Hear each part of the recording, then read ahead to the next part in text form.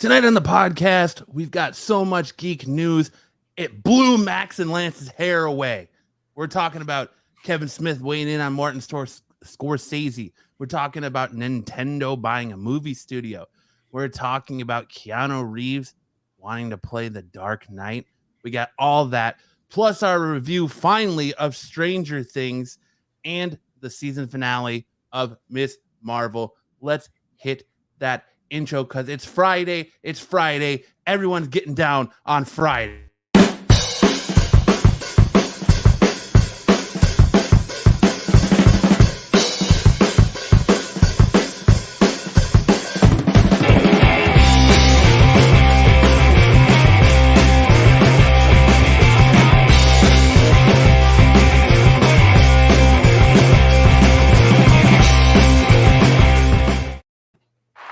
That's right. It is Friday night in Phoenix. The crowds are going wild. You're locked in to the best damn podcast in all the land, the Absolute Geek Podcast. I'm Matt. I am Lance. I'm Max. And now let's get my big fat head out of the focus here and get everybody in. Let's bring the whole party in. How's it going? I hope you guys are having a great Friday in the chat. What's up, Patrick?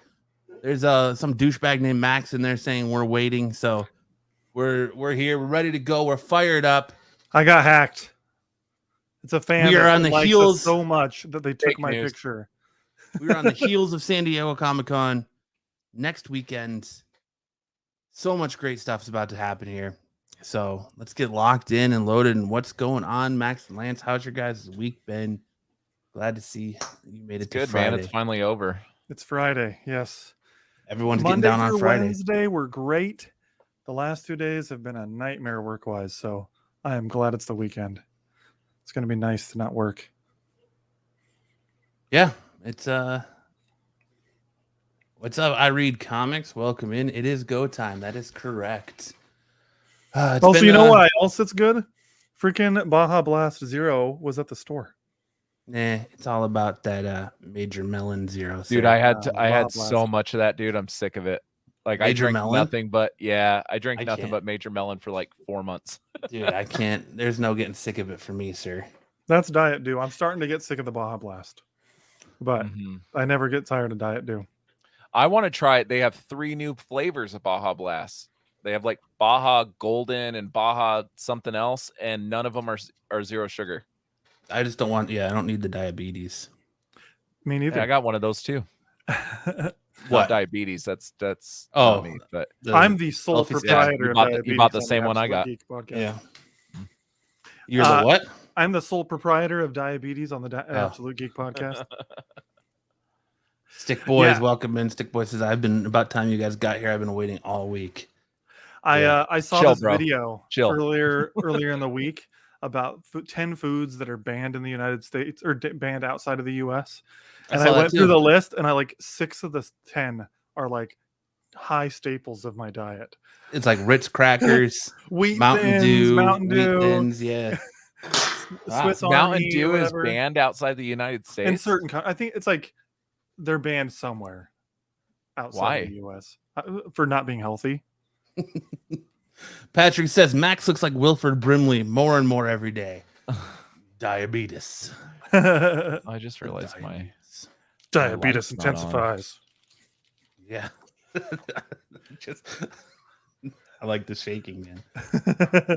Well, I have a GIF. I used it at work one time in our chat of the diabetes guy, and it says diabetes intensifies, and it's just his picture just shaking uncontrollably.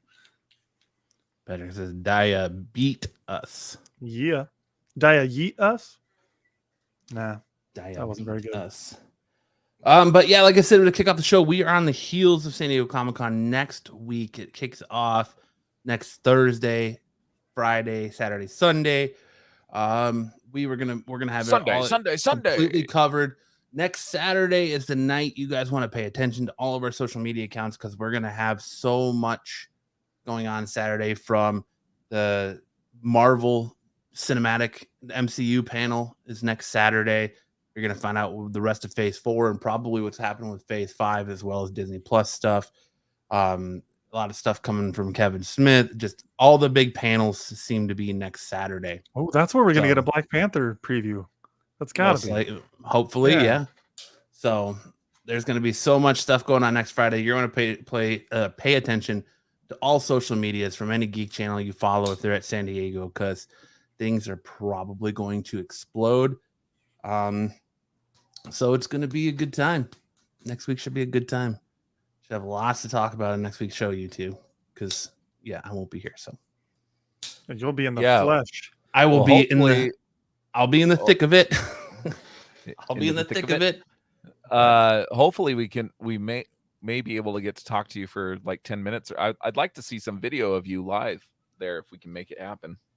Yeah, I'm gonna try and see what we can do. Like, everything I got scheduled is like Friday. It's like back to back to back to back to back, and then Saturday it's like back to back to back to back to back. So I'm hopefully gonna be able to. I get preview night, so I'll be able to walk around the con without a shit ton of people Wednesday, and then Thursday is the first official day. So Thursday will be a lot of con floor stuff for me.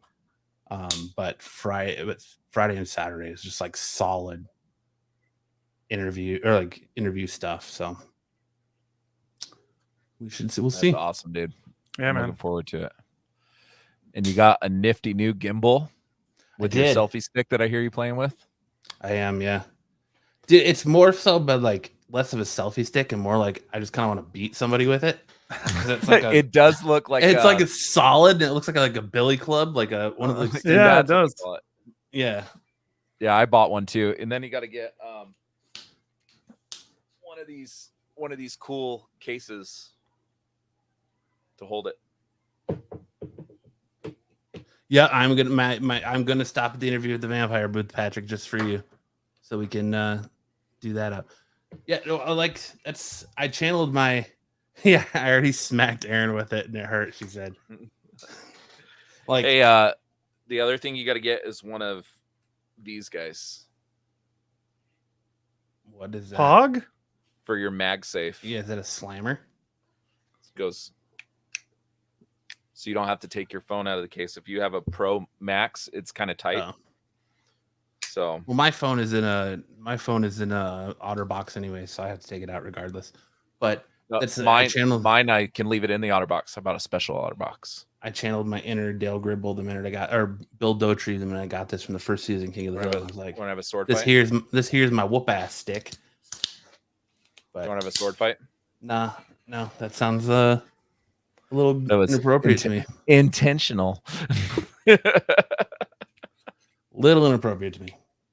But yeah, so it's been an interesting week here. Nothing big to relate on. Good.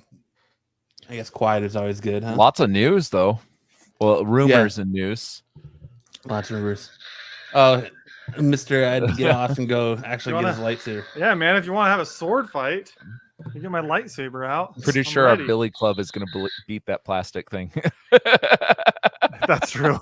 It's fairly sturdy, but yes. I have expected a real the lightsaber. I have expected the lights to go out, and then all you just see is just it kick on. So that would have been cooler. Yeah. I'm gonna podcast like this the rest of the night, Matt style. There you go. Yeah, I've got Matt style. My ADD's kicking in, so I got to play with things. So that's why it's in my hand. So I got to put it away to the side. We're gonna be talking about playing with things later tonight. I got to play with other things that you can't. You and Matt are going to be talking about playing with things. I'm going to stay out of this. I love my wife. What does that have to do with anything? Playing with things, bro. You're the one. Max's thing. That's you two. That ain't me. Me and Max don't have that bro. Yeah, Matt tried to make a joke earlier this week. It went over my head. I don't have that connection with him. He and I were texting, and he was trying to make a sexual innuendo to me, and I was just like, "Huh? I didn't get it." Yeah, it went way over his head. But Stick Boy says, "Did you tell him it wasn't a horsewhip, Aaron?" Oh, she knows. She knows. All right. Well, Matt and Aaron Lance are getting said- freaky in the bedroom with that thing. I think it's made an We got a appearance. lot on the docket today, a lot of news. Stick says if someone came in at the moment, they'd wonder why you guys were talking about touching it. Yep.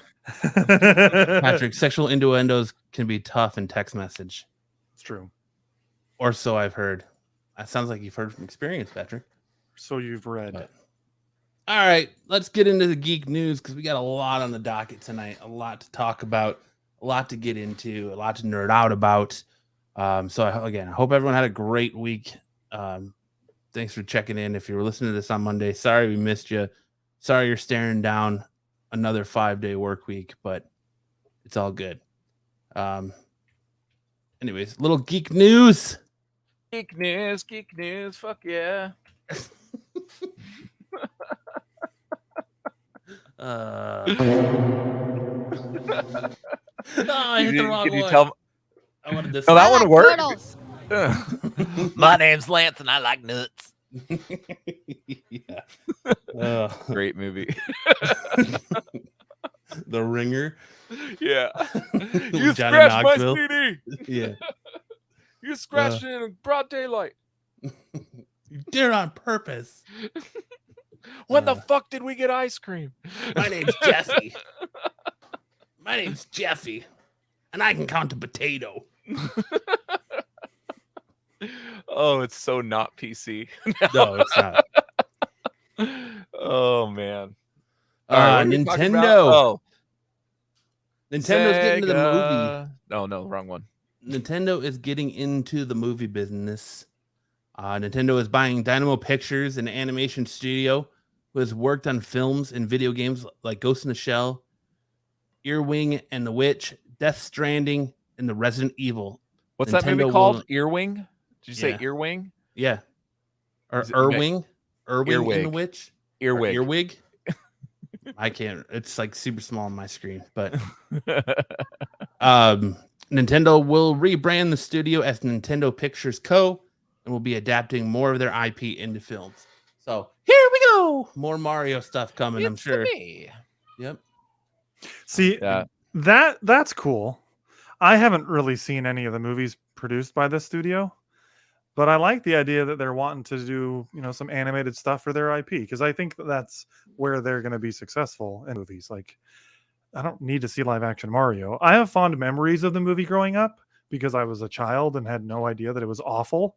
Dude, But the Mario in director's live cut action is not good. So much better. They I've came heard. out with the director's cut last year. It's on my Plex account if you guys want to watch it. There's But no it's- way that that much It's better. way better. It's way better. I mean, the Koopas still look like what is it that they When look like? Bowser's just a businessman and Yeah. no. But no, I mean, you've played their games, Death Stranding. Yeah, I've played the games. Yeah, I like Resident Death Evil. Stranding. They're involved with that stuff too. Well, they didn't But- make the game. They were involved. They with were making the involved in game. Death Stranding and Resident Evil, yeah. Really? So I wonder if that means we're going to get an animated Legend of Zelda movie. I'm See, assuming I it's probably going to want only be that one Nintendo to properties. I want that one to be live action. I think it'll happen eventually. I think animated's fine for Zelda. I almost feel like after like Mario bombed and everyone thinks of it as big a disgrace as it is, they're afraid to bring a live action adaptation of The Legend of Zelda. Because the Legend of Zelda faithful are way more than the Mario faithful. So yeah, I think they would come out of the woodworks and just completely destroy them if they screw it up. Stick Boy says they look like Q-tip heads. Or like Yeah, they brown did. Q-tip heads. Yeah, they were awful. But I can get behind this a little bit more Nintendo as long as Chris Pratt isn't voicing everything. I think we'll be all right. Do you know that apparently? Oh, did we talk about it? I read it maybe an hour ago. I don't think it's on our slides here. Apparently, speaking of Chris Pratt, that he was approached by Steven Spielberg to overtake Indiana Jones, and Harrison Ford kind of talked him out of it. Oh, really? Mm-hmm. I think that's old news. Like, Oh, I read it 'Cause an he was hour looked ago, at- so it might be. no, I know, but I know he was looked at before Harrison Ford signed on for Indy 5. They were talking about rebooting the series and having Chris Pratt be the new Indiana Jones, and that didn't happen for some reason. So they went with Harrison Ford to do Indy 5. And now Harrison Ford, it sounds like Indy 5 is going to be his last movie. So I don't know if more is coming out about that or if they're trying to get Chris Pratt to take over the franchise after that again. But I know apparently Chris Pratt doesn't have any interest in doing it now. But they were saying he was approached. Yeah, I knew that. I've known that for a while. Like that's. I mean, I get why. He has the look. He's played roles that are kind of similar. I mean, his role in Jurassic. Well, that's not it. It's essentially Indiana Jones. Yeah, exactly. But it was more Harrison Ford saying, I am Indiana Jones. So when I die, that character dies. Oh, that's not going to happen. That studio's already made that mistake once with Solo. Do you think they'll try it again? I don't think Solo hurt anything. I don't think it didn't like tarnish his career. It didn't like tarnish the Ford? No, I mean it didn't tarnish the character of Han Solo in any way. No, but that guy that played the character hasn't really had a career since then. But I just saw him get cast in something Disney related. He's going to be like a lead in like some Disney project coming up. We'll see. But who knows? I was thinking the other day though, I'm like, I haven't seen Alden Ehrenreich or whatever you say his name in a while, and then literally like a week later, I see him getting cast. But I could care less if there's another Indiana Jones movie. Like I like the movie's fine, but I'm not clamoring for another. The last one sucked. Well, yeah, Kingdom of Crystal Skull is terrible. If this one sucks, then they should have just stopped at 3. Well, they should have stopped a long time ago because it's called Indiana Jones, but he doesn't affect the outcome of the movie whatsoever. You can take him out of any of the Indiana Jones movies. The outcome's the plot the same. Yeah, exactly. He doesn't affect the movie in any way, shape, or form. So it really doesn't matter. Let it die. I've never noticed that. You've never noticed that? No, I'm gonna have to rewatch the movies now. I love the Indiana Jones or the first 3. Like I loved those movies growing up. Stick. The Kingdom of the Vodka Skull. There's a whole joke about it, I think, on is it Big Bang Theory? Yeah. Where she's basically like exploding the guy's brains because she goes into it's Amy Farrah Fowler, I think, that says it. That she tells Sheldon like Indiana Jones plays no role in the story whatsoever. And she gives all the instances where this is correct, and Sheldon just looks so defeated. Yeah, that his involvement in no way, shape, or form changes the outcome of the movie. It's like somebody telling Max Luke Skywalker doesn't matter. This is the look on his face, like what? Yeah, you can't make that argument. No, I'm just using it it as an example. Like somebody telling me, Sam and Dean didn't matter, or telling Matt that wrestling's fake. I already know it's fake. You're not blowing my mind there, sir. What's next? Next, Bad Boys 4 is still a go despite the Fresh Prince getting too fresh with Chris Rock. I like that play on words there, Lance. Yeah, I saw this headline and I'm like, why would it not be? Because, I mean, listen, we made fun of the slap when it happened for like an hour and a half.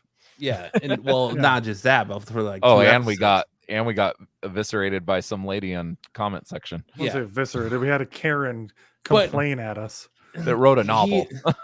He's getting canceled. Will Smith is getting canceled and treated like he's being Me Too'd, like he's done something like terribly wrong.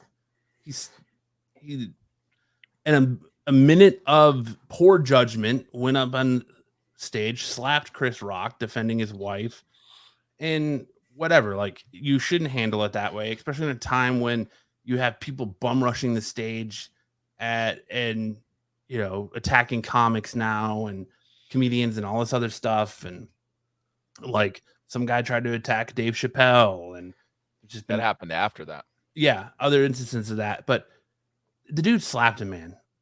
Okay, he left the Academy. He's been suspended. He can't go to the Oscars for 10 years. And he's a relative, like he's been known to be a pretty nice guy. Like he had one moment of weakness. There's never been any other stories about him being abusive or anything like that. More so he's been abused, allegedly.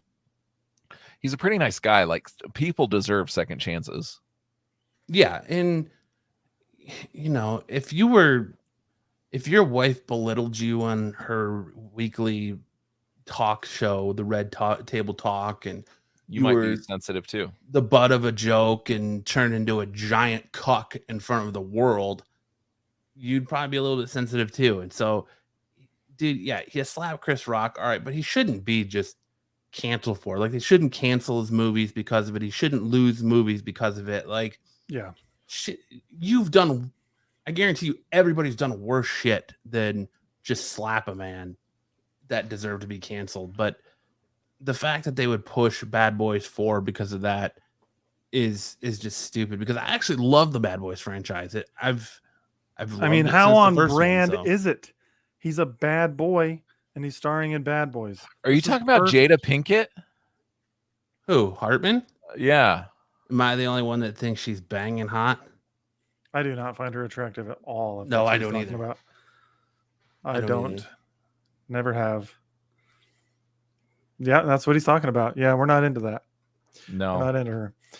And there's no way. And I want to the entire time, because we all know Tupac was slamming that before Will Smith started hitting it too, or while he was dating her. So I do want to say, though, before it goes wildly around our social channels, it's not because she's black.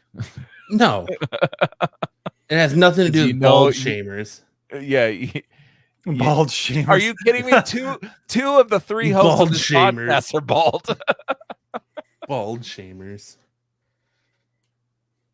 Yeah. Max Better Tupac made Will watch. Absolutely, he did. Well, the point is, Will did something stupid. I think I said on the podcast when we talked about this months ago that I think he did something dumb, but he shouldn't be canceled for it.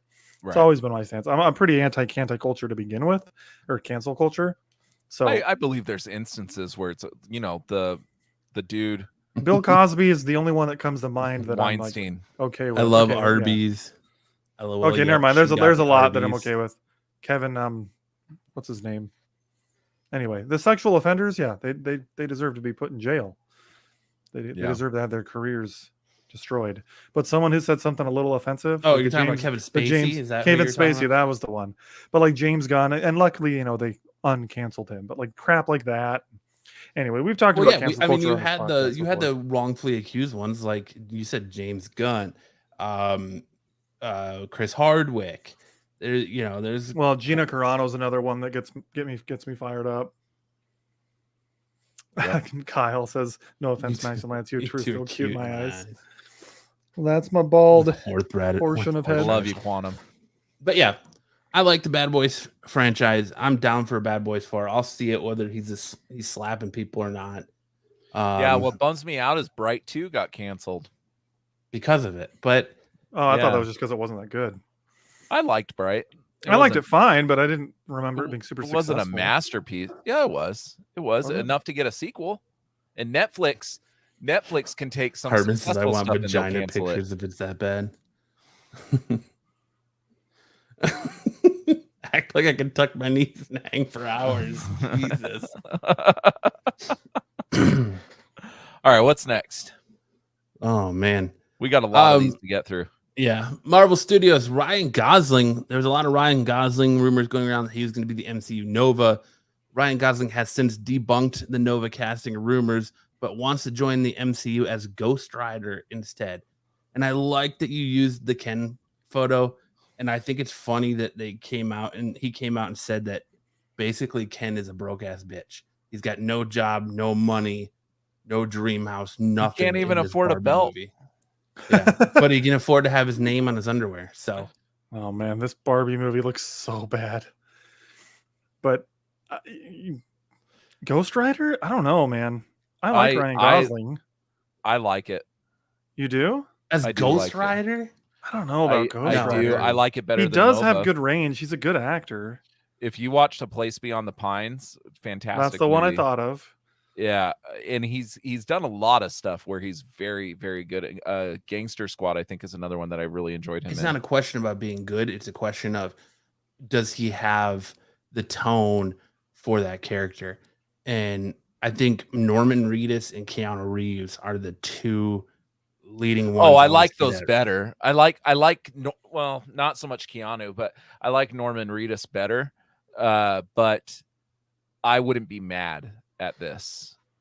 I just realized that the pictures I put on here make it look like Nova's skull fucking Ghost Rider. That was not intentional. Someone may have thought that, but I sure didn't until you said something.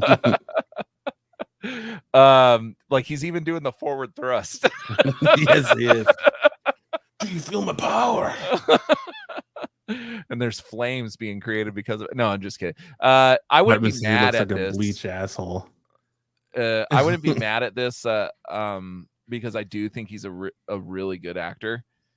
And there's other movies I can't even think of right now that he's been in. I think that he gets that pretty boy rap because of movies like The Notebook, but he's done some stuff that were like kind of like Place Beyond the Pines, which was kind of indie, where he's phenomenal in it. I mean, and then The Gray Man. Is it The Gray Man that's coming out? Yeah, it's getting bad reviews. I'm still gonna watch it though. I'm not questioning his ability to do his acting abilities. I'm just saying, like, I don't think the tone, he doesn't have the right tone for that character. Because I mean, yeah, he's done Drive, he's done Blade Runner 2043, The Nice Guys, Crazy Stupid Love, Blue Valentine. He's done a lot of movies, but I just don't think he's got that Johnny Blaze tone. Well, we don't know if it's Johnny Blaze. He could be Robbie Reyes. Really? I mean, no. Oh no, Robbie Reyes is Latino.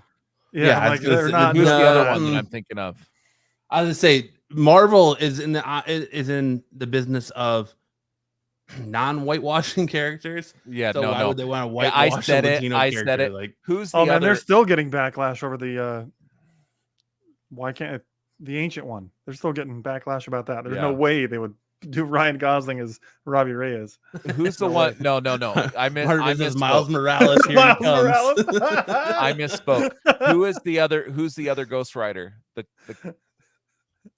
It's Johnny Blaze or Robbie Ramirez. No, but there's one on a horse. It's going to be Johnny Blaze, man. It's because they already had the other one in the Agents of S.H.I.E.L.D. show. And he was great. I loved him. Yeah, I wanted to see more of him. And he looked so good. But Hartman. In the comments, man. What's up next? What are we talking about next? Top it off with a strong German accent. He's tan enough in this one to pass off as Latino. They won't do that, dude. They would not. I know. I'm just kidding. I misspoke. I said Robbie Reyes, and I was talking about the one on the horse, and I can't remember his name for the life of me. This is the first time I'm hearing about a Ghost Rider on a horse. Where do you think Johnny Blaze? Johnny Blaze is the second Ghost Rider. Yeah, but Johnny Blaze is he's the marquee. The one. Carter Slade. Because there's Johnny Blaze, there's Robbie Reyes, there's Cosmic Ghost Rider, but I can't think of one on a horse right now. I don't know. My quick Google pulled up Carter Slade, but I don't know if that's from Marvel or something else. It's on a horse. I remember it. I think you're thinking of.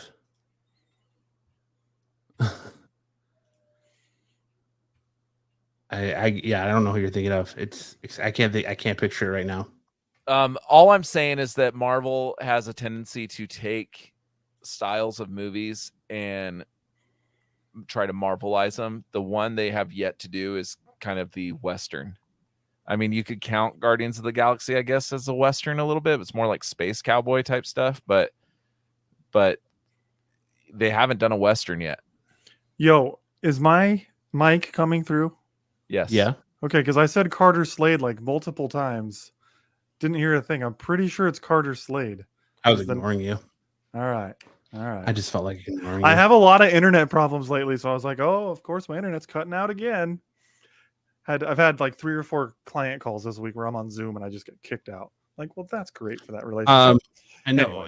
Yeah, there's my name is Kyle. Yeah, Alejandro Jones is one. God, Robbie Reyes. Yeah, I can't. I know what you're talking about, Lance. I just can't think of his name. I'm just saying, if they wanted to do a Western type movie with like horses and shit, you know, there's and Danny. I don't think Carter Slade is one, but there's Danny Catch. I know that's another one. That's like 90s Ghost Rider after Johnny Blaze. Because then it was Robbie Reyes. Oh yeah, Carter Slade. Johnny Blaze is the second Marvel character to use the name Ghost Rider, following Carter Slade, the Western comics hero later known as the Phantom Rider. Are you kidding me right now? The Max is right. You're right. I've been saying it for 5 minutes. I remember reading books with him on a horse. I was too young to know that it was different than Johnny Blaze. But Johnny Blaze is the big one. Like they did, I think they only went with Robbie Reyes in the TV show because they already had the 2 Ghost Rider movies. I think if they relaunch the character, it's going to be Johnny Blaze. And if it's going to be Johnny Blaze, it needs to be Norman Reedus is my number 1 pick for it. Like I heard they used Robbie Reyes because Marvel Studios would not let them use Johnny Blaze. Well, and they also were going to make a Ghost Rider TV show on Hulu. That's right. With Robbie Reyes. Canceled it. Yeah. With Gabriel. I was bummed about that.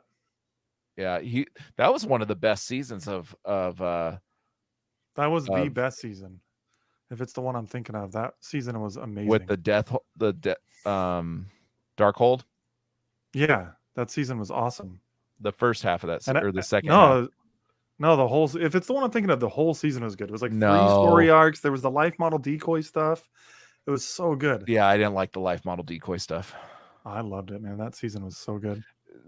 Agents of S.H.I.E.L.D. had a bad habit of smashing 3 storylines into one season and only one of them being good. But to each their own. What's next? Naughty Dog, The Last of Us gets a release window from HBO Max. The Last of Us TV show from HBO starring Pedro Pascal and Ellie Williams. Oh, no, I messed that up. The character she's playing is Ellie Williams. Oh. I was like, that's the actress's name? No, her name her name is shit. Anyway, it's expected early 2023. Yeah. They gave us a release window early 2023. I wouldn't be surprised if we see footage from this of some sort of panel at Ella San Diego Ramsey. Comic-Con. I wouldn't be surprised at all. I wouldn't be surprised though if it doesn't get released to the public right away. Well, I don't know. Star Wars does that kind of crap at their stuff, but that's not usually a Comic-Con thing, is it? Like usually the stuff they release there, they release to the public. Yeah. I could see that. I mean, if it's early 2023, that gives them a little bit of time for the marketing cycle. I don't think we're getting no 2-minute trailer, but we might get some. Probably get a teaser. Everything starts with teasers now. Yeah. I don't know how I feel about this casting though. No, they should have cast what's her name, Caitlin Dever from Last Man Standing. I think Ellie. I think this is amazing casting as far as Ellie's concerned. I think she's gonna do great. Wasn't she wasn't she in Game of Thrones? Yeah, she was like the queen, not queen, but she was like the ruler. Kid. Yeah. But I also don't like Pedro Pascal as Joel. He was not my number 1 pick, but I mean, let's be realistic here. The Mandalorian storyline has similar vibes to The Last of Us in some regards. He knows how to do the whole the reluctant father with the kid thing. It's just it might have the same storyline, but Joel and Mando have different mannerisms, and Pedro Pascal confuses me. I'm trying to figure out what he sees his career as. I'm like, what? Why? How do you pick the projects that you attach yourself to? I don't know. I kind of love it. His role in that Nick Cage movie was so But different. That's very similar to how he played the role in Wonder Woman. Hardman That's says, some "I'm done." If he similar says, vibes. "This is the way," ... we go. I don't know. Yeah. I just think there's so many. Honestly, Norman Reedus probably would have been pretty good as Joel. I love would the have Hugh liked to Jackman see- idea, but I knew it wasn't going to happen. I would have liked to see Joel McHale in this role, or honestly, Nick Cage. I would have liked to see Nick Really, Cage. Joel I don't McHale? Yeah, I think he could have done a good job. Ooh, John Bernthal. That is a good one, actually. That is it. Yeah, that is. He would have done all right. He could have done all right. I just can't. I don't know. This is one of my favorite games of all time, and both of these castings I'm just not into. And I've watched clips of this girl, and Caitlin Deaver, I think is her name, from Last Man Standing, would have been phenomenal. I'm still trying to figure out why they didn't cast her, being that Naughty Dog has a current relationship with her. What relationship is that? She filmed she voiced Nathan Drake's daughter at the end of That's Uncharted right. 4. That's right. I think they chose this actress because she's younger. As Zaggy, Fred Savage, and Kelly Ripa. Boom. Fred Savage is another one that's been canceled. Zach Galifianakis. Zach Galifianakis. I think they chose this girl because she's young, and not that the other actress Mama. isn't young, have but time she's now like for that. 24 probably at this point, 25 years old. How old's this girl? Pretty sure she's like a legit teenager still. She might be 18. She's Dude, 18. she I think looks she's so got young though. 3 She can years play. difference between her and Caitlin Deaver. Bro, that she looks so young. She could play a teenager. The kid from Stranger Things, the chick who plays Max, is like 21 years old. She's Yeah, 20, 21 years She's old. very young looking. Oh yeah, Caitlin Deaver. I couldn't believe that when I found out that girl was an adult. I was like, no way, she looks 13. Granted, the show that season 4 of Stranger Things came out, it was filmed 3 years ago, but still. And even the kid who plays can't think of the black kid's name. Well, Tom Holland just graduated high school Things. in Spider-Man, and he's like 25 or something. Yeah. I don't know. I think this is a good casting. I would have preferred the one you're talking about too, Lance. I'm not going to discount it until I actually see something. I've seen too many people say Ben Affleck sucks. Heath Ledger was going to be a terrible Joker, and then they end up being good at it. So yeah, until you actually see something, stop whining about it. Yeah, but if you remember, like Ben Affleck, I don't know. Pedro Pascal he was great as Mando, and he was great in that Nick Cage movie, but he's not one of these actors that I think is that versatile. Like I think he is. He was good in The Kingsman. Yeah, I liked him in that. Golden Circle. He's been good in a lot of stuff. Like I like. Oh, Pedro he was Pascal. in that movie for like 10 minutes. No, he wasn't. He's like a main character. Yeah, no, he dies pretty quickly. No, he's the main villain, but pretty much he's like the main villain's henchman. He's in the whole movie. He takes Eggsy to that music festival. I gotta watch that movie. They try to pick up the girl, then they go to the ski resort, and then it's after the ski resort he gets shot in the head, and then he comes back at the end. That was my least favorite of the franchise. Well, there's only been 3. I love the first one. I love the third one. I did not particularly care for except there's that scene where they put the dude through the meat grinder, which was pretty gnarly. That's him. Or are you talking about the first time they put a dude through the meat grinder? The first time. I don't even remember. I barely remember Pedro Pascal in this movie. I didn't know who he was when I saw the Kingsman movie. And so when I heard he was going to be the Mandalorian, I was like, that guy? He was like kind of goofy in Kingsman. But like I was saying, the kid who plays Lucas, he's in his 20s. The kid who plays Steve in Stranger Things is in his 30s. So they can just play. Steve's in his 30s? Yeah. Joe Carey, which he's going to be coming up here soon. So man, I had no idea. Wow. Moving on, we got a new trailer this week for the Beavis and Butthead. So funny, dude. It looks so funny. Hopefully you all got to watch them do the universe on Paramount Plus. It was so funny. They are coming August 4th. Mike Judge is rebooting the series for Paramount Plus. It looks super good. I liked Beavis and Butthead do the universe. I had a good time, a good nostalgic ride with it. Do the universe is leading into the series. It is, yeah. It's because that's rebooting the series. That is a whole reboot. It puts them in modern times. That whole movie. That's the whole point of the movie. No, dude, Beavis and Butthead. I was too young to watch it because it was on MTV, I think, when I was a kid. And so we're I the never same got age. How are you two? I don't even think we had MTV back. When did Beavis and Butthead come out? Early 90s. Really? Yeah, because I watched Beavis and Butthead as a kid. We're the same age. I did not watch it. You might not have watched it, but it was out. Because I was like 6 or 7, but I definitely used to watch Beavis and Butthead with my dad. 93 to 97. Touche, Aaron. Got him. I forgot. I apologize. I didn't watch the show growing up either. I don't even think we had cable. It started in 93. I was 8. Yeah. Yeah. Zaggy says he had brick ovens on his mind. Mm-hmm. Yeah, but I love to do the universe. My dad took me to see Do America in theaters. Me and my dad went into the theaters to see Do America together. You were 11, bro. Yeah. Yeah, I would not take my 11-year-old to see that movie. In fact, I was a little nervous about watching Do the Universe with my kids in the next room. Some of the stuff they were talking about. Really? Yeah.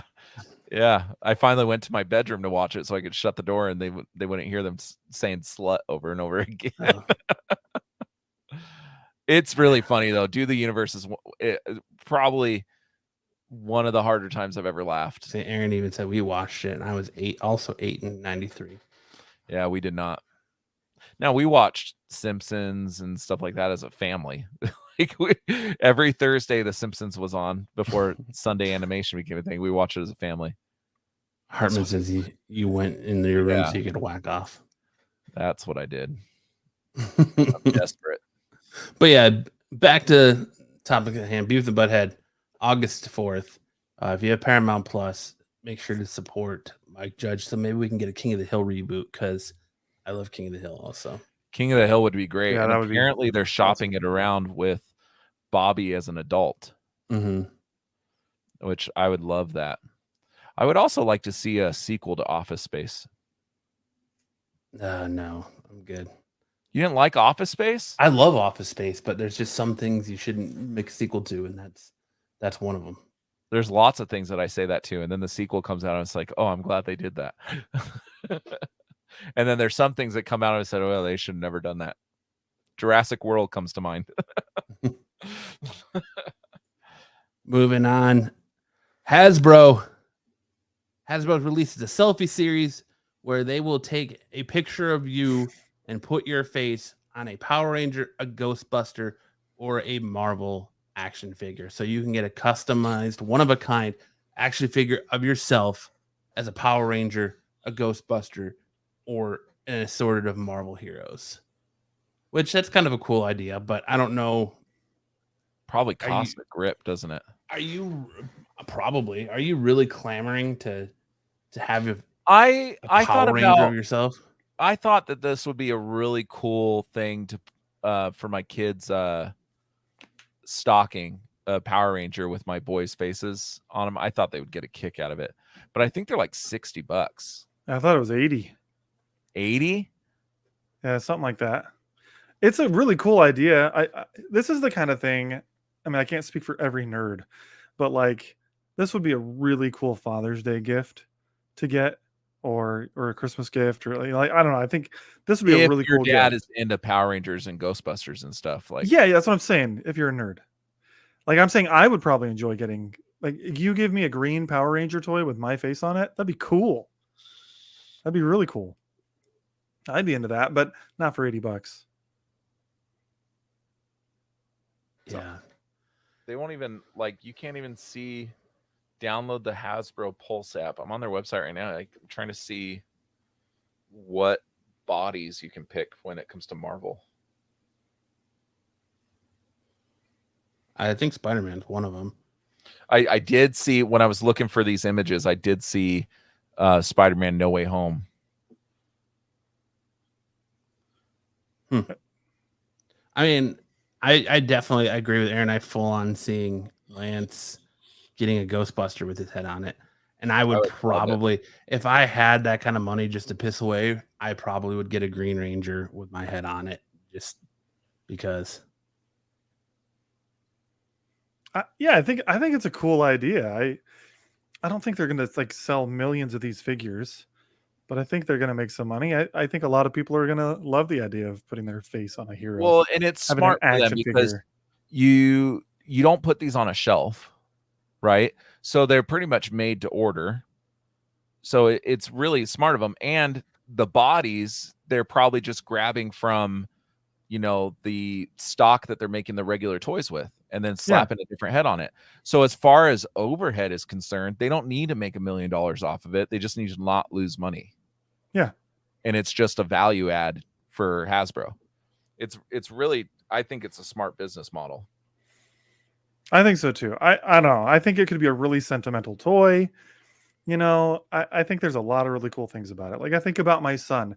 If I got one of these and then, heaven forbid I die, now he's got a toy with my face on it that he could like hold on to. That's kind of cool. That is like the cool Christmas gift to get, like that geek in your life that's a Power Rangers fan or a Ghostbusters fan or what have you. Put my face on a Thor action figure if that's an option. Like that's a fun idea. Hey, we're trying to be realistic. In no way do you look like Thor. I've got facial hair. That's about it. I mean, if you just take your facial hair off and paint your face white, you can be Gore. That's funny. Yeah. The new Chucky. There you go, Zaggy. I have actually been wanting Funko to do this for years. To do customized Funkos. I think that you pick their clothes and stuff, and then they put it in a box with your name on the bottom. Like, I think that I don't understand why Funko hasn't even done it yet. Because they have the capacity to do limited runs and stuff like that. They do it all the time. Yeah, but why would you want I mean, anyone can make you a custom generic ass Funko Pop with a generic ass face on it. Do you know how much a custom Funko Pop costs? Dude, you get a Mr. Clean Funko Pop and you've got a Lance. Like, it's not that hard, dude. Like this, where it's like your detailed face would be pretty cool. And it's a reason for everyone to make the same joke I did with I'm playing with myself. Yeah. So yeah, I can't even find examples of what figures they have on their website because they're not available yet. Oh, here we go. I figured it out. So you can do Star Wars, Marvel Legends, Ghostbusters, G.I. Joe, or Power Rangers. There you go. Star Wars is in this? Yeah, you're going to have Max is going to be a bounty hunter, or he's going to be a Jedi, and so you can do Mandalorian, Stormtrooper, X-Wing, Rebel Princess, Black Panther, Black Widow, Spider-Man, Iron Man, female rookie. Oh, these are Ghostbusters. Male rookie, Snake Eyes, Scarlet from G.I. Joe, Red Ranger, and Pink Ranger. Oh, you can't even do different Rangers. It's just the two. What, red or pink? Red or pink. They'll do green eventually. Green, dude, the Green Ranger is like all time number one Ranger. There's no way they don't. Honestly, I would get a red one. I wouldn't. The green one was like, I dressed up as the red one when I was 6 or 7 for Halloween. I dressed up as the Red Ranger too, but green was always my favorite. He had a cool flute knife, man. Who didn't want a flute knife? Then Ocarina of Time came out, and you had a cool flute you could call your horse. That he could blow into with a mask over his mouth. I know, it was cool. Dude, he was the ultimate loner, the do it on your own. Like his Zord didn't need other Zords to stomp some ass like the Red Rangers did. He needed the rest of them to come together to make the Megazord. The Dragon Zord whooped ass on its own. So, but the Dragon Zord went on the back of the Megazord to be guns. Yeah, eventually, but it was the firepower. Okay, still, man. I don't know. Red Ranger was still my favorite. Yeah, dude. Hartman says Tommy made the flute less sissy. Totally, man. Yeah, he made the flute manly. But honestly, I like the White Ranger better than the Green Ranger. And the Green Ranger's out there. Jason David Frank is still out there representing, and the Red Ranger is going to jail for embezzlement. So, and Kimberly, I guess. Amy Jo Johnson was in the reboot. Amy Jo Johnson and Jason David Frank were both in the reboot. Yeah. Mm-hmm. And apparently they're gonna make cameos in the next reboot when Hasbro finally makes it. We'll see. I think Jason David Frank came out recently and said he's pretty much done with Power Rangers. Like, well, he's that's still a gonna rep mistake. it. And, what else is that guy? well, he's doing a lot of stuff with like Bat in the Sun, and he's got a new like the Legend of the White Dragon series with them that he's doing. So he's got his stuff, but I just what was I gonna say? Max been I'm patiently still waiting for the bummed Voltron that he wasn't blood. Is it Bloodshot? Yes. Yeah, I'm still bummed that he wasn't Bloodshot. That it was Vin Diesel, Vinnie Mac. They came out with because they used Jason David Frank's likeness for a Bloodshot comic, don't they? He played Bloodshot for a Bat in the Sun project. He did play Bloodshot. Awesome. Mm-hmm. But they had to put Vin Diesel in there and Vin Diesel it. That movie sucked because of it. All right, what's next? Marvel Studios Fantastic Four. This John Krasinski out. Penn Badgley, is that how you say it? Badgley is in. What's the source on this? It's rumors everywhere, dude. There's rumors everywhere about it. So, like this week, there's been big leaks from Black Panther 2, Wakanda Forever. Remember how when we got the leaks of Doctor Strange, there was the Professor Xavier computer mock-up, Lance. Yep. Well, there's computer mock-ups of Doctor Doom as part of Wakanda Forever. So that started Which makes sense. The rumor of them completely recasting the Fantastic Four, and that Krasinski was only put in that role because of fan outcry that he was never essentially going to be cast in the long term as Reed Richards. Complete mistake. Aaron watches some show with this dude that's on Netflix where it's called You. Yes. I thought isn't that the one where he's like a stalker perv? He's like a stalker perv serial killer, yeah. I wonder if price has to do anything with it. Well, okay. I don't cost too much. Maybe I don't understand your hype level with Krasinski for this role. Like, I like him, and I thought he was fine. He's comic book accurate Reed Richards is what it is. Yeah, he looks just the like part, dude. Yeah. Yeah, I don't know. I guess I've always been fine with the idea, but it's never been like something I'm passionate about. Because you're just not as much into the Fantastic Four as I am. That's true. I've never really liked Fantastic Four. Fantastic Four might be some of my favorite characters. Everyone's your favorite character. Fuck you, dude. That is probably a fair point.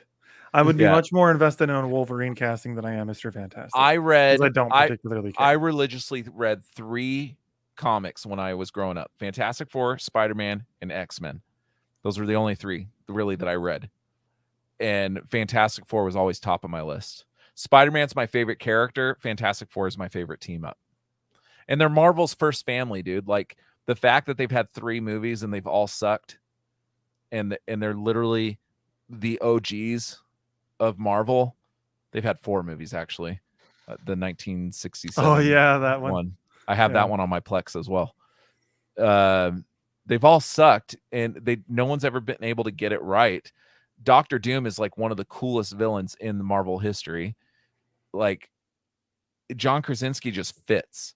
Now, I've never been as huge on board with the Emily Blunt as Sue Storm casting. I could see why people want that, being that these two are married, and she there's been fan art where she looks really good. This Penn Badgley thing, I cannot get on board with. Yeah, because I mean, he's not the only one that they're talking about here. The other one I saw was the dude from Joe Creer, who is Steve in Stranger Things, is being talked about playing Johnny Storm. I could get on board with that. Approached Steven Spielberg to direct the movie. So, the other one that they're talking about that I saw on Mr. Fantastic was the dude from 50 Shades of Grey. No. Jamie Doran or something like that. Hard pass. Yeah, I and agree. Amanda Seyfried as Sue Seyfried. Storm or Seafried or I don't like that one either. I don't know. I like her, Seafried. but I don't know if I don't know if I like that casting for her. I have no problem if they want to put her in Marvel somewhere, but as Sue Storm, I worry that they're going to make the same mistakes again. Miscast. Actually, the dude, what was his name? What was his name from the original 2 Fantastic Four movies? The dude that plays Mr. Fantastic was a pretty good casting. The movie just wasn't good. Yeah, and I feel like this Penn Badgley guy looks kind of like that actor, which might be where the rumor's coming from. Yeah, there may not be any warrant to it. I just don't like the fact that they put John Krasinski on screen. Pretty much the whole world outside of Max wants it to happen. And now they're saying, "Oh, just kidding. It was just meant to get you guys to shut the fuck up." I mean, is what it feels like. It's not that I don't want it to happen. I'm just not like. I think it'd be cool. They can come and be like, "It's not like we never gave you anything. Remember Krasinski?" Yeah. But now I get recasting other people. Like right now, Anson Mount. I don't want anybody else to be Black Bolt other than Anson Mount, because he looked awesome in Doctor Strange. He did look really cool. But I understand Professor Xavier having to be recast. The dude's 83. Yeah. Is Steven Spielberg really the best choice to direct this movie, though? He's good at sci-fi, dude. Steven Spielberg, I don't know, man. I do like this. I like that director choice. I don't think it's going to happen, though. I feel like there's so many better, up-and-coming directors that could do this justice. I'm kind of with you, man. I love the casting. I think Joe Keery as Johnny Storm I think that's a cool casting. I'm down with that. And I'm fine with Steven Spielberg directing it. But I don't know. Is this really? I just don't think it'll work because Kevin Feige is so involved with the actual process of writing and directing the movies that you get somebody like Steven Spielberg that is intent on doing his own projects, writing, directing, and having his say on how it goes, having to listen to the producer. I mean, that's why Edgar Wright left. That's why Scott Derrickson left the second Doctor Strange. Yeah. That, they lose these directors because Kevin Feige is so involved, which is fine. That's what's brought the success of the franchise, right? But Steven Spielberg is not that director that's going to sit there and listen to somebody tell him how to make a movie. What's funny about the Scott Derrickson thing leaving Doctor Strange? It was due over creative differences, and right now he's got one of the most successful indie horror movies out right now in The Black Phone.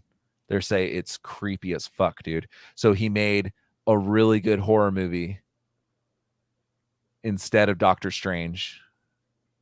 I thought that movie was getting horrible reviews. I didn't realize. No, it's getting phenomenal reviews.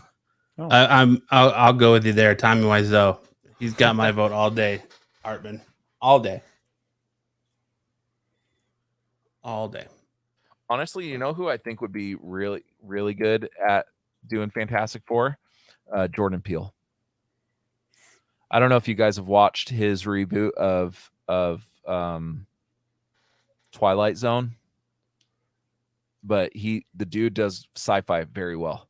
And that's what makes his horror movies so good. Is the fact that he's so good at sci-fi. And this new Nope movie is supposed to be about aliens and stuff too. I think he would do really well. He maybe. I have no doubt Steven Spielberg would do a great job. I see the issue you brought up as a big issue of creative control. And I don't know, maybe Steven Spielberg is one that they would just say, do whatever you want. People are not on your side with Zaggy says no Jordan Peele. Well, they just don't know. Says no racism. Have you watched Twilight Zone? Because he wrote all those episodes. The dude is a sci-fi genius. If you're just going off of Get Out and Us, I could see where you think that, but you got to look at his other projects. The dude's a genius. I don't want him to do it either, honestly. I don't even want Spielberg to do it. I just think that we're not talking about horror though. We're talking about sci-fi. Dude, the dude doesn't do just horror. I know. Twilight Zone is not horror. But it's not hard to go off of the same formula that's already been put in front of you from previous Twilight Zone stuff. It's like formula. You just write within that formula, and he's good. I completely disagree. But I don't think Spielberg will do this. They'll probably get J.J. Abrams to do it or some shit. Oh, no. I do not want J.J. Abrams. No. Yes, Black Mirror was well done. Put Martin Scorsese on this one. That's Jordan Peele, isn't it? Isn't Jordan Peele Black Mirror? No. Who did Black Mirror? Or did Jordan Peele have something to do with Black Mirror? Black Mirror was done by, I think each episode is a different director. Black Mirror is very similar to the new Twilight Zone series. But Black Mirror was good when it was not bastardized by Americans. Like the first 2 seasons of Black Mirror are what's really good. And then after season 3 or 4, when Bryce Dallas Howard is in it, like I like Bryce Dallas Howard, but I just think like that season sucked. Honestly, she would be a great director. Fantastic Four. She probably would be. Even her dad wouldn't be bad. Ron Howard wouldn't be bad either, but I don't know. I just don't know if Spielberg will do it, but his name's out there, and it's an interesting idea. I don't think it's going to happen. Zaggy said, and that's why the Twilight Zone was canceled. Womp womp. The Twilight Zone was canceled because it was on CBS All Access and nobody was buying that service. So try again, buddy. I agree with him. Womp womp. All right. So we've been talking about it for weeks. We've been hyping it for months. Stranger Things season 4. We're finally going to review it. The entire season now that we've all seen it. What a season it was. And I've gone on the record saying that I was not interested in any more Stranger Things. But the minute I saw the last trailer to this season, I was sold, and they came back with fire that you haven't seen since season 1 of this show. Agreed. I loved every episode. I really wish they would quit introducing you to new, lovable, likable characters and then bumping them off in the end. But what a season it was. I like all the character growth. I like the way they're going with things. I just wish that Will didn't cry so much. I think Will is there's a theory that, are we spoiling this? Yeah, go ahead. And there's a theory that Will could turn into Vecna. Turn into a Vecna like. It makes sense because he's been. Yes, the Stranger Things creators are doing a Death Note for Netflix, a series, which I'm super stoked for that because Death Note is one of my favorite animes. But yeah, that's a big theory that Will is going to be the next Vecna because he's been like ever since the first season. Like the very last episode, you see something affect him. Like this one, he gets like the cold feeling on the back of his neck when the Upside Down is coming in, and then he's still connected to him. What was it? Season 2, he's throwing up the like stuff in the sink. So yeah, he's still very much. And it almost like I think it was season 3 where it almost felt like he was possessed by something. It seemed like at the end of it. So I think he's very much.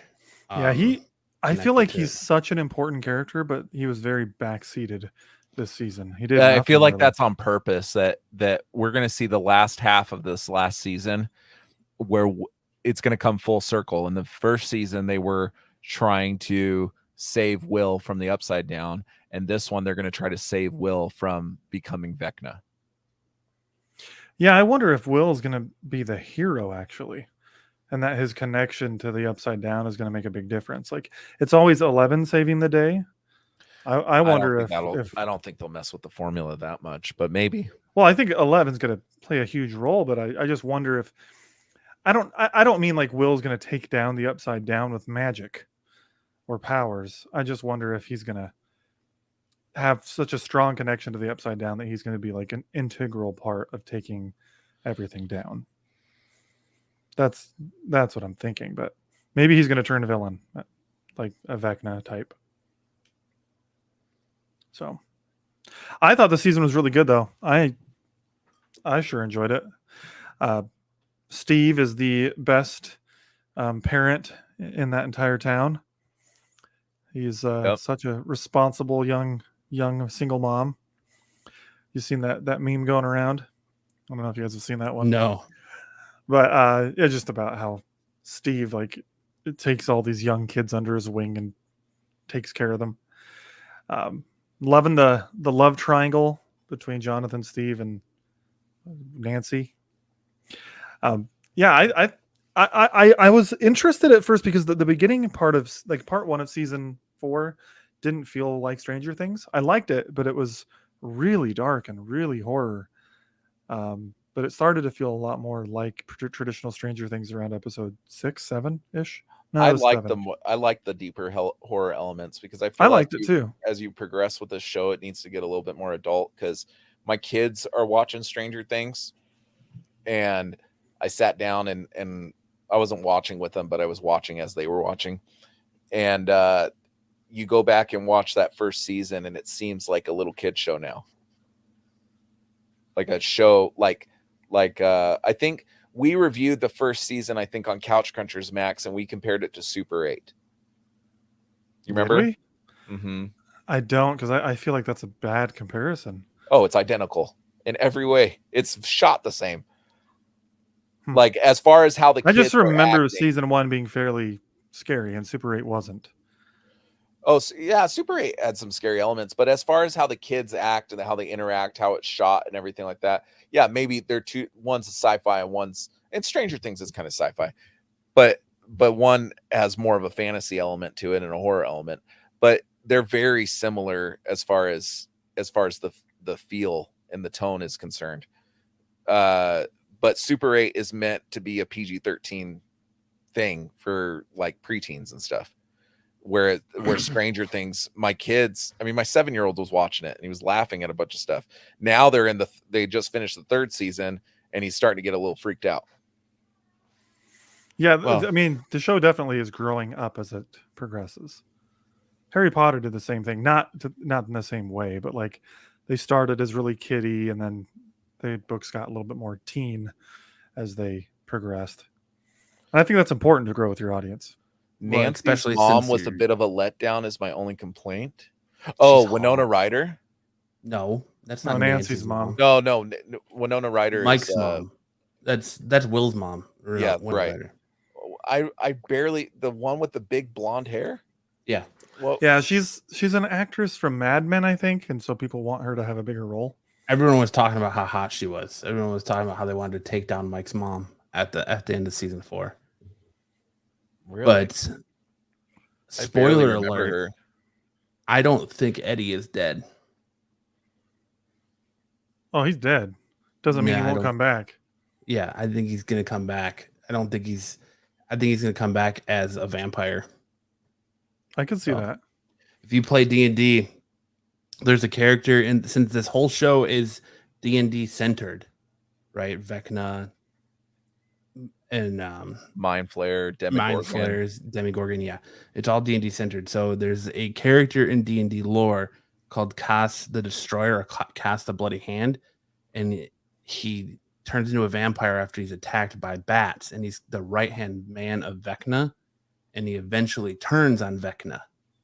So I think that's who Eddie's gonna end up being, because there's a reason why he got attacked by bats twice. That's very likely. Yeah, and his final death was the tornado of bats, and that's where he died. So I think he's gonna come back as Cass. All I know is the Metallica scene was fucking awesome.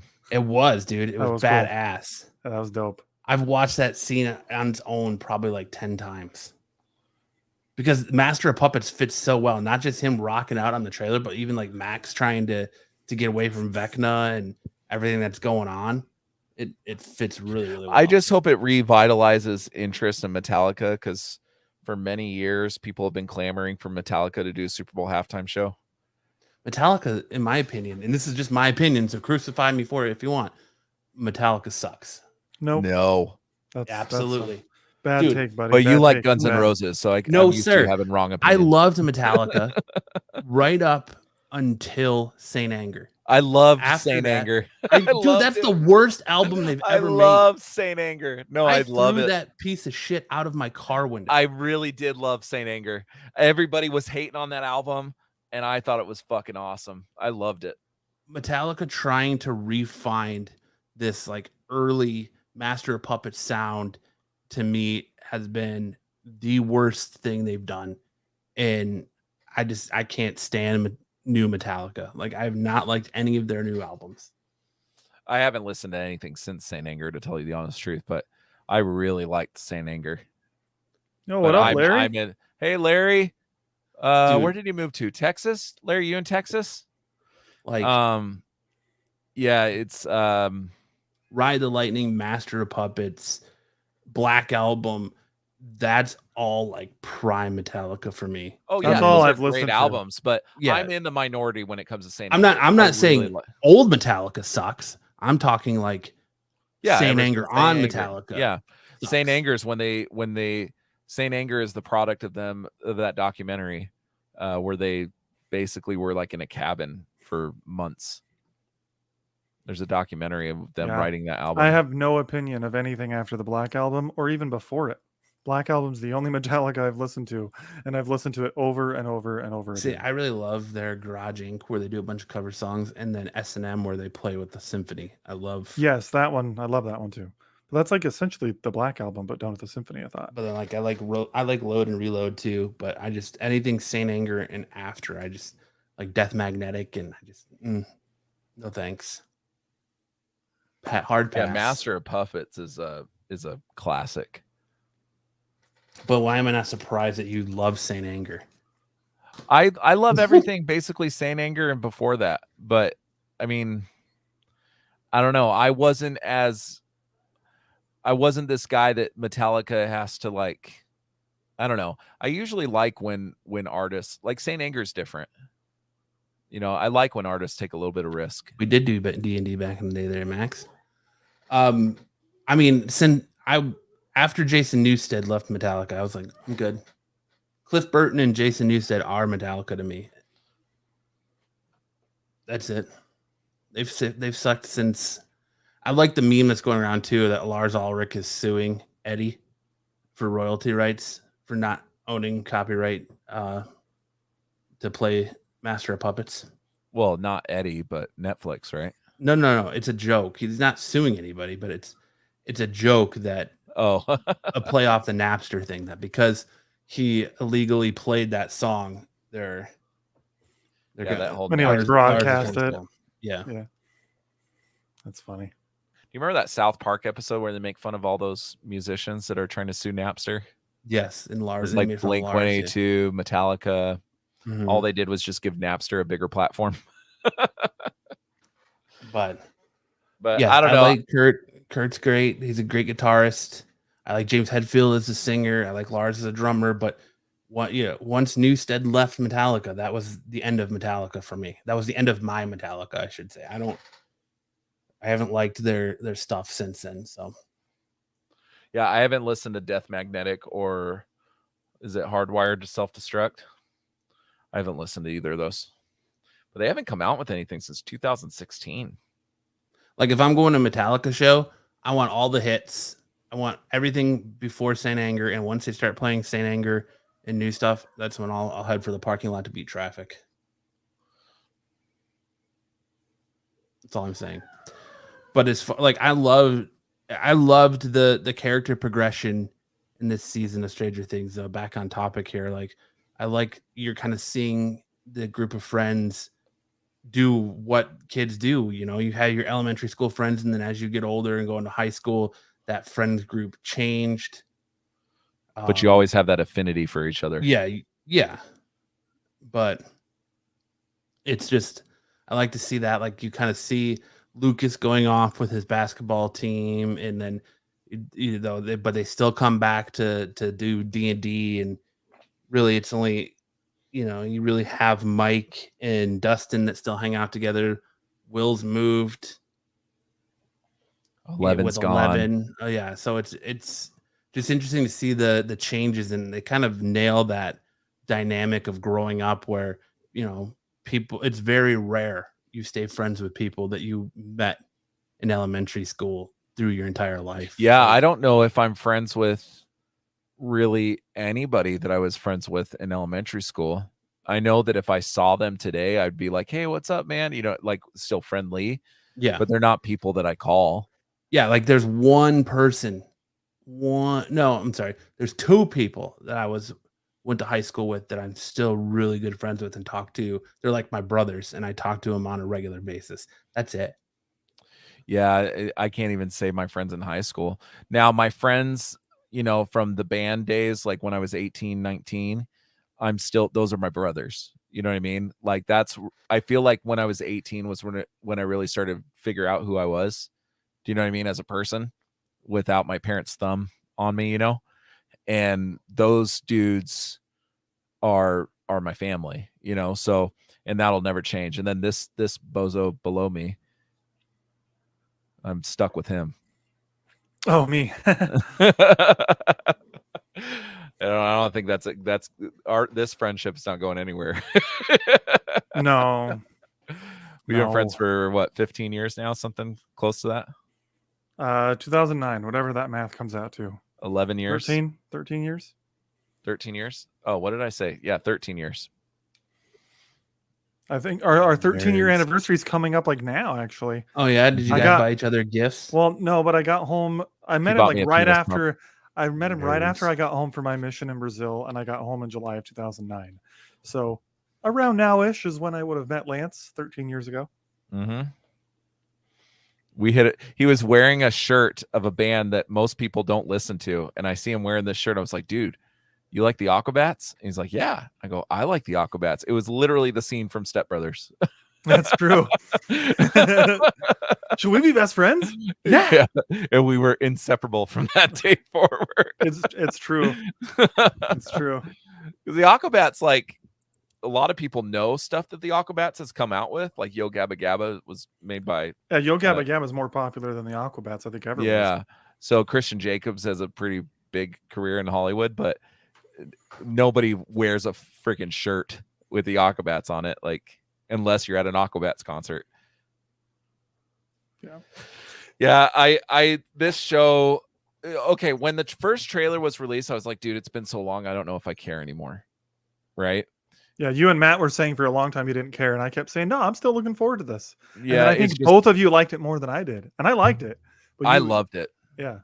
When the new season dropped, like, I was pissed because we couldn't watch it we finally watched it when we were at our cabin, and we couldn't watch it for a couple days because we were getting ready to leave, and Anna had work and stuff. And finally I just was like, sit your ass down. We're going to watch this now. And the last episode, I think, is 2.5 hours. Mm-hmm. Yeah, it's long. Yeah, it's long. It's a movie. Mm-hmm. So, well, it's longer than the last 2 Marvel movies. That's for sure. I loved it from episode 1 on. Like, I was hooked. Oh, I loved it, dude. I was Eddie. hooked. I think the character of Eddie does a lot to refresh and revitalize. Well, that's series. What Dacre Montgomery, what's his name?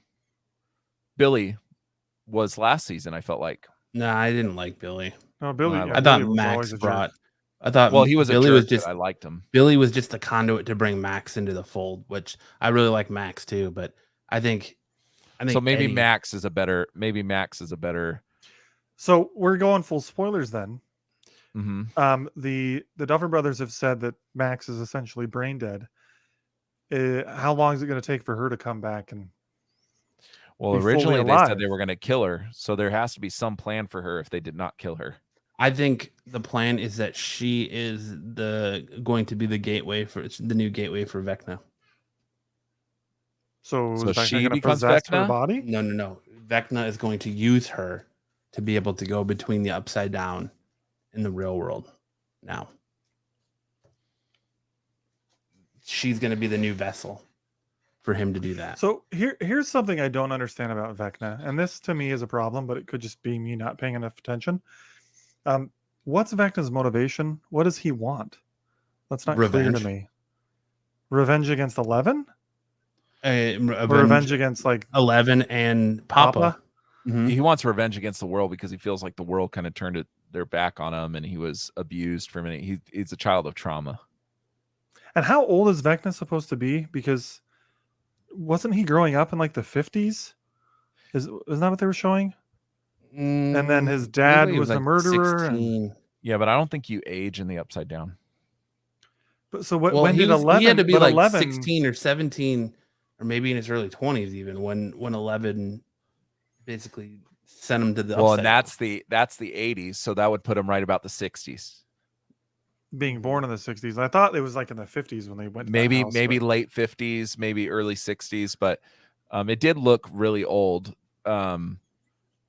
But yeah, this is set in the 80s. I don't know exactly what year. Yeah. So that would mean that he was born somewhere late 50s, early 60s. For a while watching this season, after episode 7 especially, I was thinking that Elle created the Upside Down. She opened it. She opened it, exactly. And so that was kind of cool to see more about that and how that happened. And do you think there's going to be some sort of revelation about where the Upside Down actually came from, like what it is? Is it a pathway to hell? I hope so. I hope that they explain that more. Or did it always just exist? Or I don't know. I also hope that they finally let the cast be together, because as much as I loved this season, I didn't like that the cast was like never together. Oh, see, I was just going to say how much I love that. Oh no, because dude! It told us 4 different stories. I mean, yeah, that was cool. I mean, and they don't have to do the same thing together every episode, but especially the kids. It's mostly the kids, and Hopper and 11. But that was nice payoff at the end of season 4. They think Hopper's dead, and then Hopper comes in and talks to 11. I got a little choked up with that. I thought, well, it makes sense. Like, it makes sense if next season's the last season, which it is, to have this whole season be them kind of fractured, and then next season have them all together. It makes perfect sense because next season's going to be the payoff, right? Hartman says it ends with Spielberg closing a book and staring out a window. What was that? Was that Secret Window with Johnny Depp, where he does that? Maybe. What movie was that? I don't know, but I think honestly, the least interesting character in this season was Will. By a lot. He really they just don't give him enough to do. Yeah, he really had nothing to do or no reason to be there other than to be. I guess he was kind of Mike's moral voice when he's really he was the heart for Mike, and Mike's not seeing it. But it was. I just felt like Will was there to just cry all the time. Like I can't tell you how many times he was just crying in the background while they're trying to save the world. He's crying. I truly think he's going to play a much bigger role next. Oh, I do too. Absolutely. And I think that's why they kind of put him in the background, because they kind of want you to forget about him a little bit. And then so that way when he has this big, change in season 5, it's going to be way more like But emotional. If you think about it, he's always been kind of in the background. I mean, the whole first season, he's barely in it. Dude, isn't that a shot to the nuts when, or well, maybe not the nuts isn't the right term, but a shot to the feels when Mike's basically confessing his love for 11 and saying that, like your best friend, the day my life started is the day I met you, and that was the day Will went missing. So like his life didn't start until he met 11. So basically he's telling one of his best friends that his life didn't start till that kid went missing. Like it's like the biggest shot to the feels right there. Like it's like the biggest spit in your face that the kid you're in love with, the kid you're pining after, who's in love with someone else, basically tells his crush that his life didn't start till the day your ass went missing. Will is an extremely traumatized young man. Well, I feel like he hasn't grown. No, I feel like he's the same character from the first season that he is now. I think he's grown a little bit, but I think some of that could be due to trauma and very much by design. Yeah, it's just even in the last season when he still wants to play D&D and stuff, and all the other kids want to go do other things. You know what I mean? Like he's just still stuck in that childlike mentality. I mean, even his haircut. Oh, his haircut is one of the most offensive things in the whole show. Yeah, it shows that he hasn't grown. The one bummer I had about this show was I wanted more Murray. Oh, I love Murray. Murray's awesome. I also wanted to see more of Dustin's girlfriend. She's so funny. Mike just wanted to Lego L's ego. But yeah, I loved it, dude, and the payoff was nice at the end of the season. It's a great show, and like I said, I was one of the people that was like, do we still want this? I was too, and then once we got that final trailer, I was like, this is badass. Yeah. And then once I watched the first episode and they introduced Eddie, I was like, this is gonna be so good, dude. Eddie's such a good character. Oh, and the death scenes were amazing. Mm-hmm. When Vecna kills those people, I was like, oh, this is fucking awesome. And that's the other thing that makes me buy into this fan theory that Eddie might come back, is that they didn't get justice for him. Like, his name is still just, he dies, but everyone still blames him for everything. Like, they didn't clear his name or nothing. Everyone blames him for everything that's happening still. So how's that chunky boy getting DMs from Doja Cat? Yeah, have you guys heard about that? The actor who was getting DM'd by Doja Cat. Yeah, no, but she was asking about Eddie. But she sent Will DMs to get to Eddie. Yeah, and he leaked them to everybody. Yeah. So Doja Cat, those are some of my favorite episodes of Dave. Yes, they are, where he's dating her. Yeah.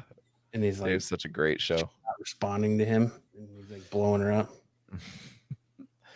But yeah, it's a good show, man. Like, I like that they're taking like kind of the same idea over and over again, but each season feels fresh. And they've misstepped. I would say, what is it, season 3 when whatever season it is, she goes goth. Yeah, she joins like a biker gang. Yeah, that season sucked. But which are those kids going to be reintroduced? The ones that she are they? Because I feel like that's just an undone storyline. I think they're going to reintroduce them. I think you're going to see everybody come out of the woodworks in season 5 to try and fight Vecna. Yeah, and save Hawkins. So when do you guys think season 5 is going to come out? 2024. That's what I was going to guess. 2024. That long? Mm-hmm. Yes, I think they're going to film it next year, and then it'll take about a year of editing. I bet these kids are not getting any younger, man. Well, that's why they're filming it now. Out. That's what I'm saying. They're going to film it now. It's just going to take them a long time editing, because they clearly put a lot of money into the effects. It looked really good. Yeah, by Netflix standards. Yeah, by Netflix standards, it looked very, very good. It looked better than the last 2 Marvel movies. Sure. Yeah. Well, it definitely was better. The CGI was definitely better than Thor.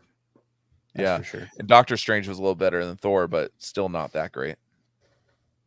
But I mean, for me, this season was a 10 out of 10. Like, even Will's whiny little ass wasn't enough to.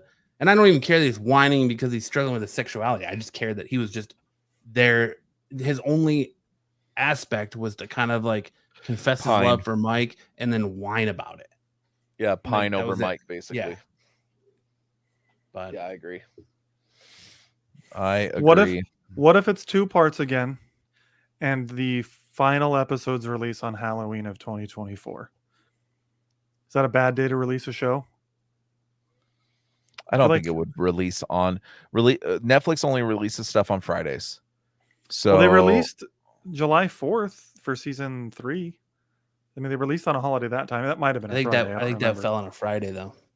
Yeah, they only release stuff on Fridays. That's their whole gimmick that they kind of sell. Oh, is it really? I've never noticed. The last year, their whole thing was every Friday this year you're going to get something new, and they've done it this year too. Every Friday there's something new on Netflix. I didn't realize that. Well, then never mind. I don't know if Halloween falls on a Friday. It could. Oops, what happened? Did I do that? Sorry, I did. I hit my keyboard. Looking at the calendar for 2024 now. Let's see. October 31st is a Thursday, so no, that is not going to happen. It could get released a Friday before. I think that's still close enough. I don't know. They've just done holidays a few times. I think it'd be cool if they ended it on a holiday. But like, what? They didn't holiday do that last time, though, right? They didn't do it this time. Year they did it. They did. Well, they did Memorial Day. Season 3 came out July 4th. Yeah, it was during 4th of July. Yeah, and then one of them came out on Halloween. Season 2 is Halloween. Yeah. And season 1 was related to some holiday. I can't remember which. But I'm sure you're going to find that all those were released on... I want to say season 1 was like Christmas. Yeah, it was, because there was all the Christmas lights. Mm-hmm. Yeah. But... Wow, ooh, that'd be a fun Christmas surprise in 2024. Who knows? Some Stranger in addition Things. to Cobra Kai? Yeah, I mean... Cobra Kai is coming this year. Like December 20th. That's a Friday. Release part 2 on December 20th. Give everyone a nice Christmas of Stranger Things. I'll jump on that grenade. I've listened to Running Up That Hill like at least 6 or 7 times since watching this show. Comes from the guy that didn't like Saint Anger. What does that have to do with it? I think that song sucks. That's the one that Max listens to constantly, right? What are you talking about? Max Bender, other Max. No. He's talking about Max in the show, not you. To get away from Vecna's grasp. Oh, that's a great song. I'm not a new wave fan at all. That's kind of new wave-ish. I'm just not my thing. All right. Well, moving on here to they said what? Kevin Smith finally weighs in on Martin Scorsese's saying that Marvel movies are basically like a carnival, funhouse ride. Kevin Smith said, oftentimes those directors, it seems, have been in the situation where doing junkets and interview situations, and it's a question that gets thrown in there, and it's not like them going, get me the New York Times. I want to tell everybody how I feel about comic book movies. It's also an adjacent to a zillion other questions that are being asked. But in our culture, in our very tribal culture, somebody like Martin Scorsese referring to comic book movies as amusement park and theme park rides gets a bunch of people who have made comic book movies in their lives for the last 10 years very unhappy.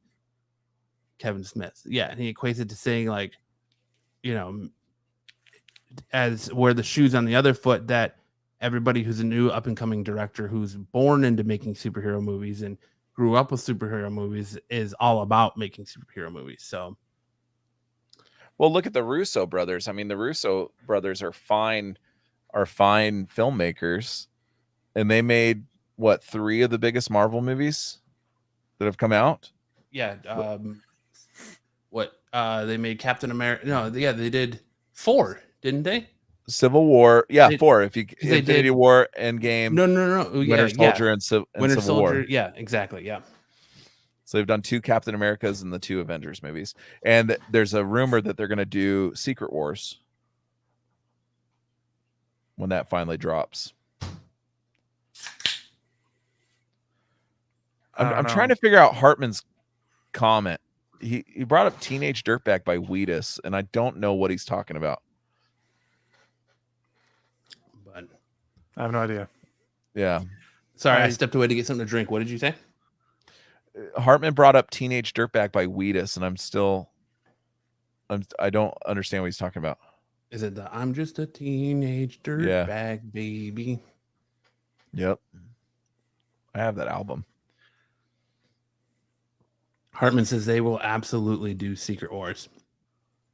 And that's where Kevin Smith was also asked where he's going, that he absolutely sees Phase 5 leading to Secret Wars. So they asked Kevin Smith that? Yep. I agree with them. Like the way that they left the symbiote in with Tom Holland, Spider-Man, and just kind of the way everything's going, it's definitely Danny Rojas. Mm-hmm. Maybe we get confirmation this weekend. Maybe they'll. I would love to see. You know how the symbiote like kind of jumps through people. If the next time we see the symbiote's Danny Rojas, like going to New York City. I honestly think, by what Max just said, not to discredit what you just said, what Max just said, I honestly think that could happen. But I think there's a reason why you're hearing all this Taron Egerton talk about Wolverine right now. Because remember in 2019, when they did their Marvel Studios panel, what was the last thing they announced? They announced Mahershala Ali as Blade. Yeah. But they didn't give you a timeline of it. Nothing. They just announced that they were remaking Blade and Mahershala Ali is going to play Blade. That feels like ages ago. I would not be surprised if they do the same thing where they announce that they're remaking X-Men and then Taron Egerton comes out as being confirming that he's playing Wolverine. Do you think that that's a big enough, like, no one saw Blade coming, and how do you say his name? I always fuck it up. Mahershala Ali. Mahershala. He just came off winning the Oscar. Like that was buzzworthy, casting him in a Marvel movie. He's an Oscar winner, and he just won it like the year before for Green Book, I think. Do you think Taron is enough of that buzzworthy? Yes. I think Wolverine casting is the buzzworthy. You're going to get more Fantastic Four news. And I think, but that him as Wolverine is going to be the big one. I think we're going to see. Do you think that that's more buzzworthy than Steven Spielberg directing Fantastic Four if that happens? See, I don't think they're going to drop the buzzworthy bomb with Fantastic Four because they're already halfway through, more than halfway through, I think, Phase 4. Because I think the Marvels and then the other Disney Plus shows they've got. She-Hulk. I think the Marvels, She-Hulk, and then Fantastic Four.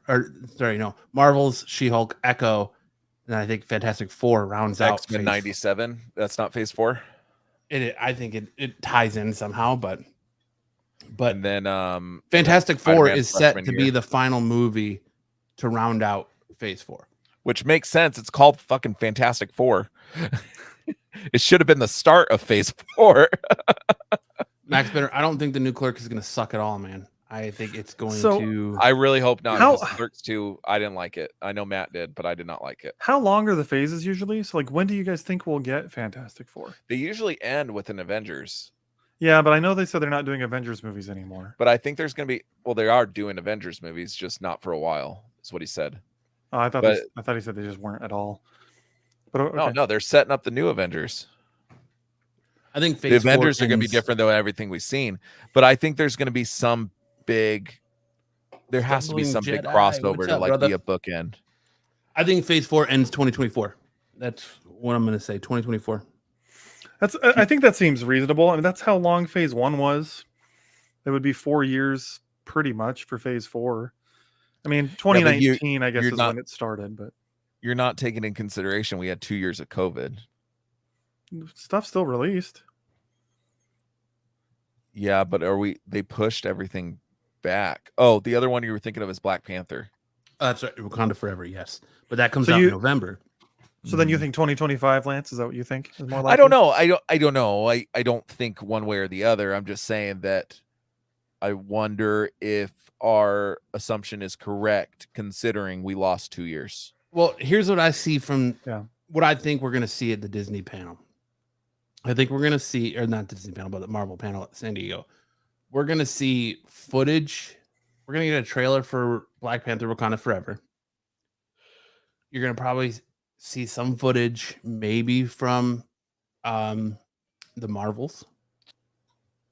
And then you're going to get a roadmap of the first half of season 5. So I think they'll have some big Phase 5. I think they're going to have some big casting announcements. So I think you'll see some. I think that's why you're starting to see a lot of rumors and a lot of buzz about Fantastic Four. So I think you're going to get some casting from that. They're going to be like, when the cast of Fantastic Four, and they're going to bring them out on the stage.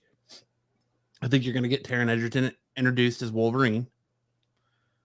And then I think that if you really wanted, because Mahershala Ali was that buzzworthy, and that we've talked a little bit about that. You really want to create something buzzworthy, Zac Efron as the Human Torch. That would explode the internet, I think. But I don't think it's gonna happen. I don't think it would. I don't know. Zac Efron's a big name, dude. He's bigger than most of those names on that. But he's bigger. Yeah, Zac Efron's a bigger name than Taron Egerton for sure.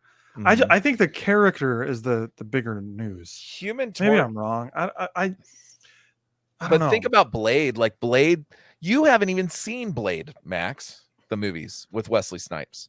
Blade is not a buzzworthy name for anybody outside comic book circles. You're right.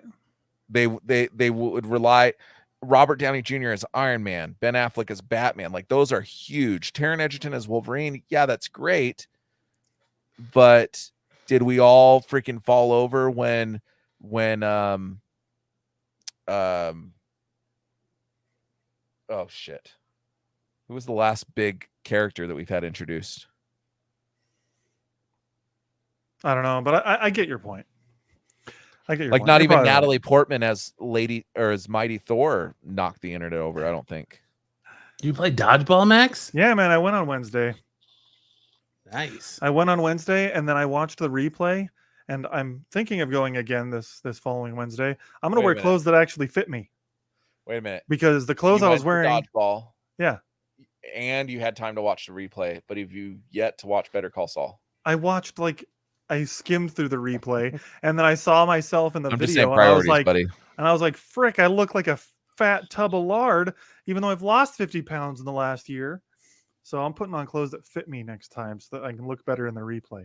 Also, I'm getting a big old bald spot in the back of my head. It's time to just shave this shit. Tired of this. I think I've only heard Max curse 4 times in our entire friendship. And that was one of them. I've done it a bunch of times. He did say the F word once, and I almost fell out of my chair.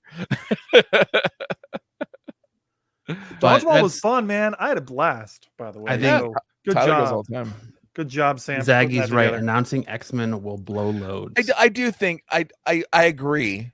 I agree, but I just wonder if you get a big name attached to Fantastic Four, if that wouldn't. We all know X-Men's coming, so is it really shocking? They need that shock.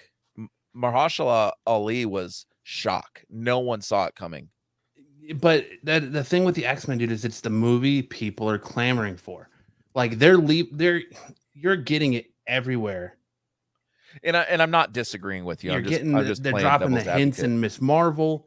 They're dropping the hints everywhere that it's coming. And it's been rumored for a long time that Rogue is going to be the bad guy in the Marvels, and you're going to see her depower Captain Marvel because she's already so OP.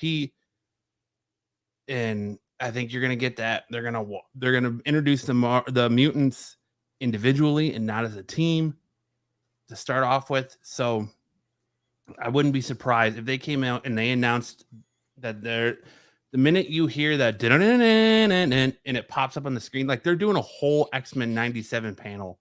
Like there's a lot of X-Men stuff coming out. I'm not fucking going. Like you're gonna be sitting there in the panel, you're gonna hear and then they're gonna be starting. You're gonna see X-Men come up as a title card, and that's even if they don't announce Taron Egerton. But I think because it's out there, and because he's referencing it, and because they're openly letting him talk and say, "Yeah, I've been in talks, to play this character," and he's talking about filling Hugh Jackman's role. It damn near feels like a done deal, like kind of like what they did with what DC did with Robert Pattinson, where they announced, it came out that he was going to be Batman, and they said, "Well, we don't know, he's not," and then it turns out he was Batman. So I think you're seeing that same thing right now with Taron Egerton. So I think just buckle up, and it's probably pretty likely that he's going to be your Wolverine, and it's probably what if they finally announce Mephisto? I don't. That would break the internet. Yeah, in a meme way. That's all I'm saying. All I know is that they play. Well, we're gonna get into spoilers. I'll talk about that a little bit. I was about to say something about Miss Marvel, and I'm not going to now. Well, I was just, I honestly could see them announcing a big casting news that will just not be what you expect. Like I could see them casting Magneto and him not having a German background, and maybe he would be a minority character set in a different time period because World War II is so long ago. Or they don't even focus on his background. Or they don't focus on his background. Yeah. I just think that not German, Jewish. German and Jewish. Wasn't he Jewish? Well, I know he's Jewish, but wasn't he German? No, he's Jewish. Just Jewish. Okay. I thought he was both. Yeah, he hates the Germans. No, I just think that there's gonna be one name. If they announce some X-Men at this thing, there's gonna be one name that nobody saw coming. That's gonna be huge. So a name that everybody knows. You know what I mean? I think somebody's going to be involved with X-Men in that capacity in some way, shape, or form. Well, we'll see. These are fun predictions. We'll find out in about a week. Yeah. Keanu Reeves coming out saying that he does not like Superman. He says, yeah, I really loved Batman as a kid. Comic books I was reading were Batman, The Dark Knight, Spider-Man. Didn't follow Superman much. He is not a Superman fan. You know, like the button I put on his jacket? I do. All he said was didn't really follow Superman much. And I'm just going to say, I kind of didn't either. I hate Superman. I didn't care for Superman until Man of Steel. Well, all I know is like that Superman. that book that I read. Oh shit, I can't remember the name now. Red Sun is the name. Superman Red Sun is one of the best books I've ever read. It is good, but I still don't like Superman. And then the death of Superman was awesome. Old, but awesome. Yeah. I like Superman, but I do prefer Batman. And that goes along with news that Keanu Reeves also said that he would be totally down to play old man Bruce Wayne at some point. So he wants to play an older Batman. I think it's going to be Michael Keaton. Yeah, Michael Keaton. That's a great idea. But just saying, Keanu Reeves definitely has interest because he's voicing Batman in the Super Pets movie with Kevin Hart and The Rock. That's right. That's enough for me to go watch that movie, to tell you the honest truth. You can tell that he's really interested in playing a superhero at some point. We were watching Toy Story 4 with James yesterday, and Duke Kaboom. What a great character. Him as Duke Kaboom, yeah. Oh, yes, Canada. But and then he's got big panels at San Diego too, talking about Berserker, his comic book series that he's currently writing. So nice. Be on the news for that. But yeah, let's talk some Miss Marvel. Shall we? We shall. What Spoiler did you guys warning think of imminent. the season finale of Miss Marvel? I thought the season finale was about as good as the rest of the show, which was fine. The show was There's not. More action in it. I enjoyed the show. Didn't love it. Didn't hate it. There's not an episode that I was like, oh, that sucked. There wasn't an episode that I was like, oh my goodness, and like just, freaking out about. In general, I think 2022 has been one of the worst Marvel years since the MCU started. But I don't know. I thought it was good, but it's not made for middle-aged white guys like us, and that's okay. It's made for teenagers, and that's great. I enjoyed it for a different audience. I enjoyed it thoroughly. There was some things that I did not like. We're getting into spoilers, right? Yep. The X-Men reference at the end, I didn't much care for. I liked that. Well, not like that got me. Matt's absolutely right. She's supposed to be Inhuman, so why does Kevin Feige hate Inhuman so much? Because the TV show was shit, and yeah, but then he brought Black Bolt back into Doctor Strange, so obviously, and he brought the same actor. I don't know. And to answer Sam's question, Matthew McConaughey as Norman Osborn, I think, would break the internet. Yes, I think that would too. That's a big name that I think would do it, or Daniel Radcliffe in some capacity. I don't think Daniel Radcliffe would break the internet. I don't think he would as much as the one you just said, Matthew McConaughey, or Brad Pitt, Tom Hanks, Denzel Washington as Magneto. Yeah, that I was thinking that one earlier.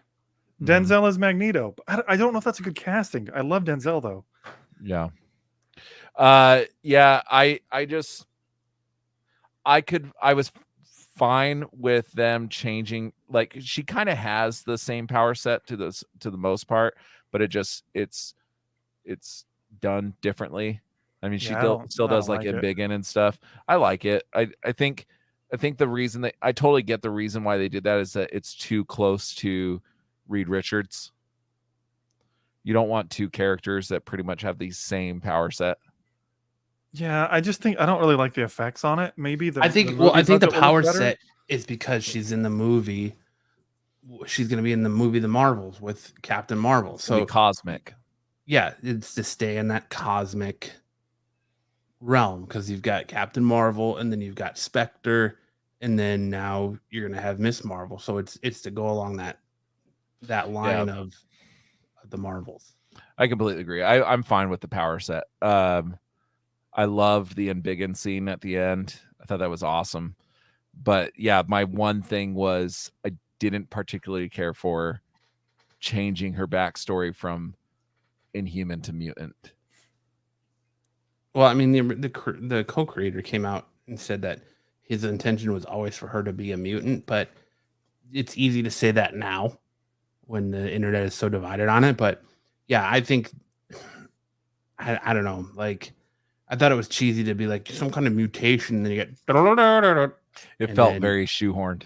Yeah, and like it's just clear that Kevin Feige hates the Inhumans, and he's trying to get away from the Inhumans. So I wouldn't be surprised if we never see an Inhuman again. And they didn't reference Black Bolt being part of the Inhumans in Doctor Strange: The Multiverse of Madness. I thought they introduced I thought they say Black Bolt, the king of the Inhumans. Did he? I'd have to rewatch it. I don't remember them saying that. I thought that they said that. I don't think so. We know that Kevin Feige hates the Inhumans because the Inhumans was originally supposed to be a movie, and when Kevin Feige got control of Marvel Studios, that's when it became a TV show.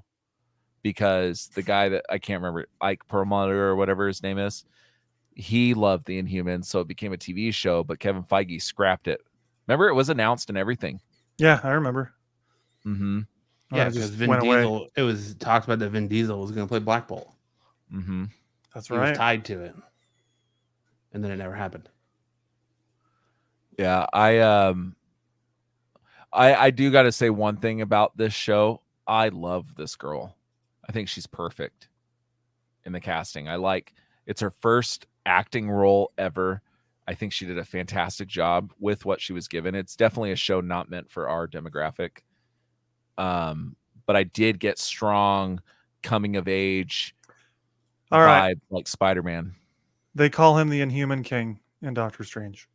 Stick Boy, their difference is also how their mutation is activated, because if you're an Inhuman without the Terrigen mist or the Terrigen gas, your powers would lay dormant. You would never develop your mutation. It's an activator. Mutants are born with their mutation. So there is a big difference between Inhumans and the mutants. But I mean, that's what I'm saying.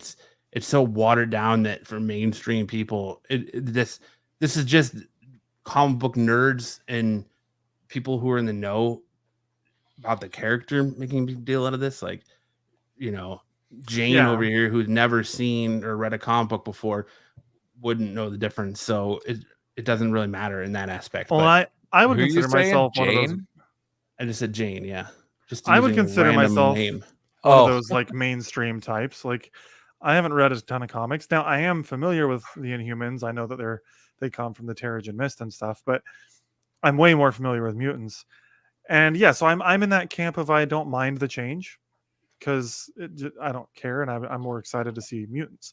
What's funny is I didn't even notice the X-Men theme when they said the mutation line. I didn't either until Matt said something. Yeah, I went back and watched it. I was like, oh yeah, that's totally the mutant theme. Because at first I was like, oh, I don't know, they might be using the word mutation to like tease, but maybe she's not a mutant. And then they play the song when I rewatched it. I'm like, oh yeah, she's a mutant. That's confirmation. I just think, we all know the mutants are coming because Kevin Feige has talked about it repeatedly, that the mutants are coming. You didn't have to change her. That's true. You could have used Wakanda Forever to bring in, what were you saying, that Dr. Doom might be in Wakanda Forever, Matt? Yeah. But Wolverine might too, right? I don't know about Wolverine being in it, but I know that like they've released the computer images of Doctor Strange, much like, or not Doctor Strange, but Dr. Doom, much like they did Xavier for Doctor Strange. Do you think that, because the whole reason I'm thinking Wolverine might be would be a prime place for Black Panther is, didn't they use vibranium as a substitute for adamantium? Isn't that why they introduced vibranium? Because they didn't have the rights to because adamantium? adamantium was Fox, so they couldn't use adamantium in the MCU. But vibranium has always been in the comics, right? Comics, but do you think for movie audiences that they would just make Wolverine out of vibranium rather than adamantium? I don't think so. I think you don't think it'd be confusing to have you just called vibranium the strongest metal in the world. Now there's adamantium, which is the strongest metal in the world. You don't think that gets confusing? That they would just they would just have them as the same thing. Maybe people call them two different things. Yeah, so I mean they could do that. I would be bummed because I love adamantium. It's always been that's Wolverine. Yeah, but would you really know if they only say it once? Would you really notice? Well, would it be the end of the world? No, I'd probably complain about it because I'm a nerd. I just see a connection there. Is all I'm trying to say. Yeah, I get it. They might do that. They might try to simplify it. Well, adamantium I thought was more just like a metal, whereas vibranium was like can be used for other things. Like they used it to advance their technology, not just use it as a strong metal. Yeah, Sticks. Quicksilver wasn't inhuman. You're correct, but you can remember he was also a human that was genetically altered by the High Evolutionary, and then he was depowered and then repowered by the Terrigen. So he kind of just like the Terrigen again reactivates that power in him. So it's just yes, Quicksilver is that one where it muddies the waters, but she is literally an inhuman, and she gets her powers when the Terrigen bombs go off. So she's an inhuman. It's just I don't really care. Go ahead. I don't really care that they're changing her to a mutant. Like that's not to me. It's just like I said. It's just the point that Kevin Feige hates the Inhumans. Like it's pretty much what it is. Yeah, I agree, and that's where I want to kind of jump on Zaggy's comment where he says, "No, nerds know the difference." Yeah, they know the difference between Inhumans and mutants too, and that didn't seem to matter. So no, I think he's saying that no nerds know the difference between the two, between vibranium and adamantium.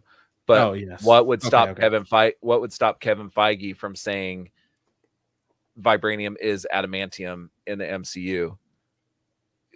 Just because nerds know the difference, it plays of no consequence.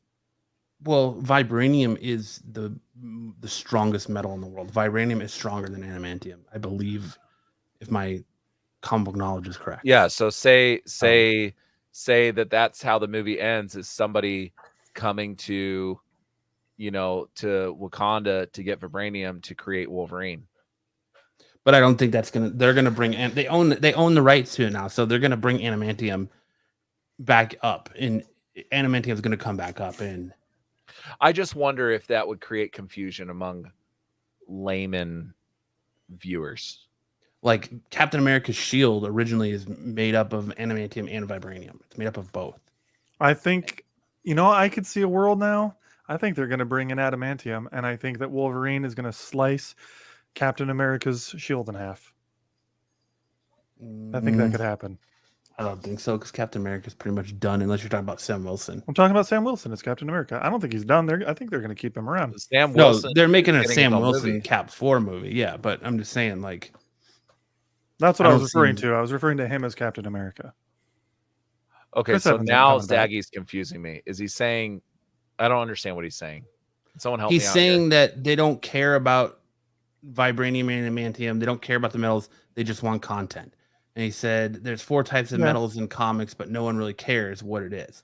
He's just saying that the type of metal is a moot point. They just want the content. Yeah, so that's what I'm saying. I see Black Panther could be a prime way to tease Wolverine. No, I think Black Panther has had, Doom has had a lot of run-ins with Wakanda and Black Panther. There's a lot going on there with Doom. Oh yeah. So I know that. I'm just saying in addition. I'm just coming. I don't see the connection you're trying to make with Wolverine. I think all I'm trying to say is that there is plenty of other opportunities to introduce the start of a mutants rather than changing this character's backstory. That's all I'm trying to say. Yeah. But so I hope they just don't. No, they're not going to. What I don't get is she's a mutant. Why does she need the stupid bracelet? The bracelet, yeah, exactly. But the bracelet is what's activating her mutant abilities. The bracelet. It's like her Terrigen Mist, essentially, for mutanism. Yes. So maybe they could. I mean, it was a cheeky reference. It just said you have a mutation, and then you hear. So it could have just been put in there to do exactly what we're doing now and speculate on it and talk about it and send nerds into little orgasms and have a lot of wet pants around, because that's essentially what it did. It could come out later where they're like, oh, you could see Black Bolt show back up and be like, oh, that's where she finds out she's actually an Inhuman and she has these abilities because that of could happen. So. That could happen. It could all just be an elaborate tease. This made me laugh. Just look at a Lego set for confirmation, right? Confirmation of what? Lego sets are constantly spoiling the movies. Mm-hmm. Oh. I don't know, man. I do we still need to have this picture up? Well, I did want to talk about Miss Marvel. No, keep talking about it. I'd rather see your face in the same picture over and over again. Fair enough. So what I wanted to talk about, I don't want to see your ugly mug. I'm going to put this back up. The 10 rings connection. That's what I like. There's a point in one of the episodes when the clandestines are originally introduced, and they show like something that looks like the 10 rings. And there's kind of some theorizing out there that her bracelet or bracer or whatever is the same technology. It's kind of the same technology or the same magic or whatever. Like, I don't know. Have you guys heard anything about that? Have any thoughts on that kind of a theory? I actually have not heard anything about that. I think it makes a lot of sense. I mean, we just got, Shang-Chi. They did a little tease about it at the end, and where, Wong was interested in the materials.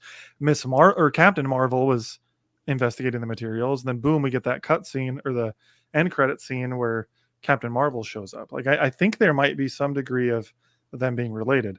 I'm not saying Shang-Chi is going to be in the Marvels. I don't think that. I think it's like a long game thing, but I wonder if they're related technologies. Interesting. Like, I don't know. Could the 10 rings be a clandestine artifact? All right, here I found. Well, an it could article, be. so... They could all be technology from another world. It doesn't have to have anything to do with artifacts. But. So this says the connection between Miss Marvel finale and Shang-Chi. The Miss Marvel mid-credit scene opens up to so much lore. While Kamala is procrastinating on doing her homework in the Miss Marvel finale mid-credit scene, Kamala notices that her bangle is radiating with purple energy. She looks at her bangle with curiosity, only to be thrown through her closet door and transported to somewhere unknown. Carol Danvers appears in Kamala's place, her fingers glowing with the same purple energy. She looks around in Kamala's vast array of Captain Marvel, blah, blah, blah, blah. I think it could be Kree technology. Could be. So during the Marvel comic book storyline, the Kree gives Captain Marvel a pair of Nega bands as a ruse to trap him in a dangerous negative zone per the Marvel database. The Nega bands are Kree technology that endow the wearer the wide assortment of cosmic powers. Back on Earth, an Avengers ally named Rick Scott finds a pair of Nega bands and taps them together. Nega bands give him the ability to trade places with Captain Marvel in the negative zone.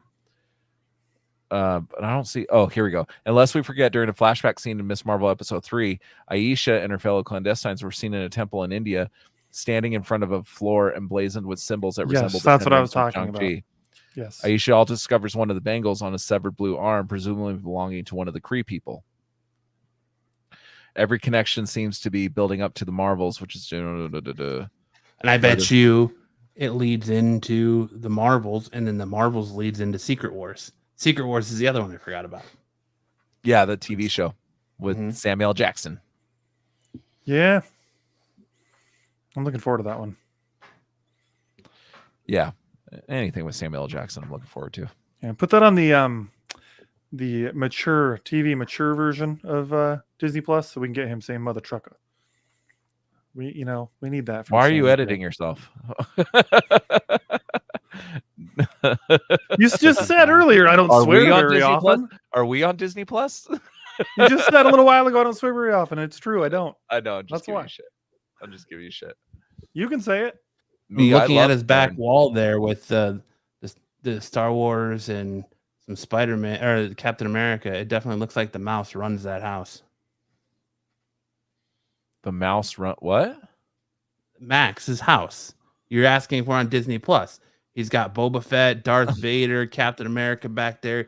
He's got a couple of DC stuff, but it definitely looks like the mouse runs that house. So yeah, It it's does. being The edited. mouse- Well, he's been to on Disney like Plus. 15 times He's- this last year. Yeah, he's Yeah, Disney. going- He's the going again Disney in 2 Plus weeks. version of Max.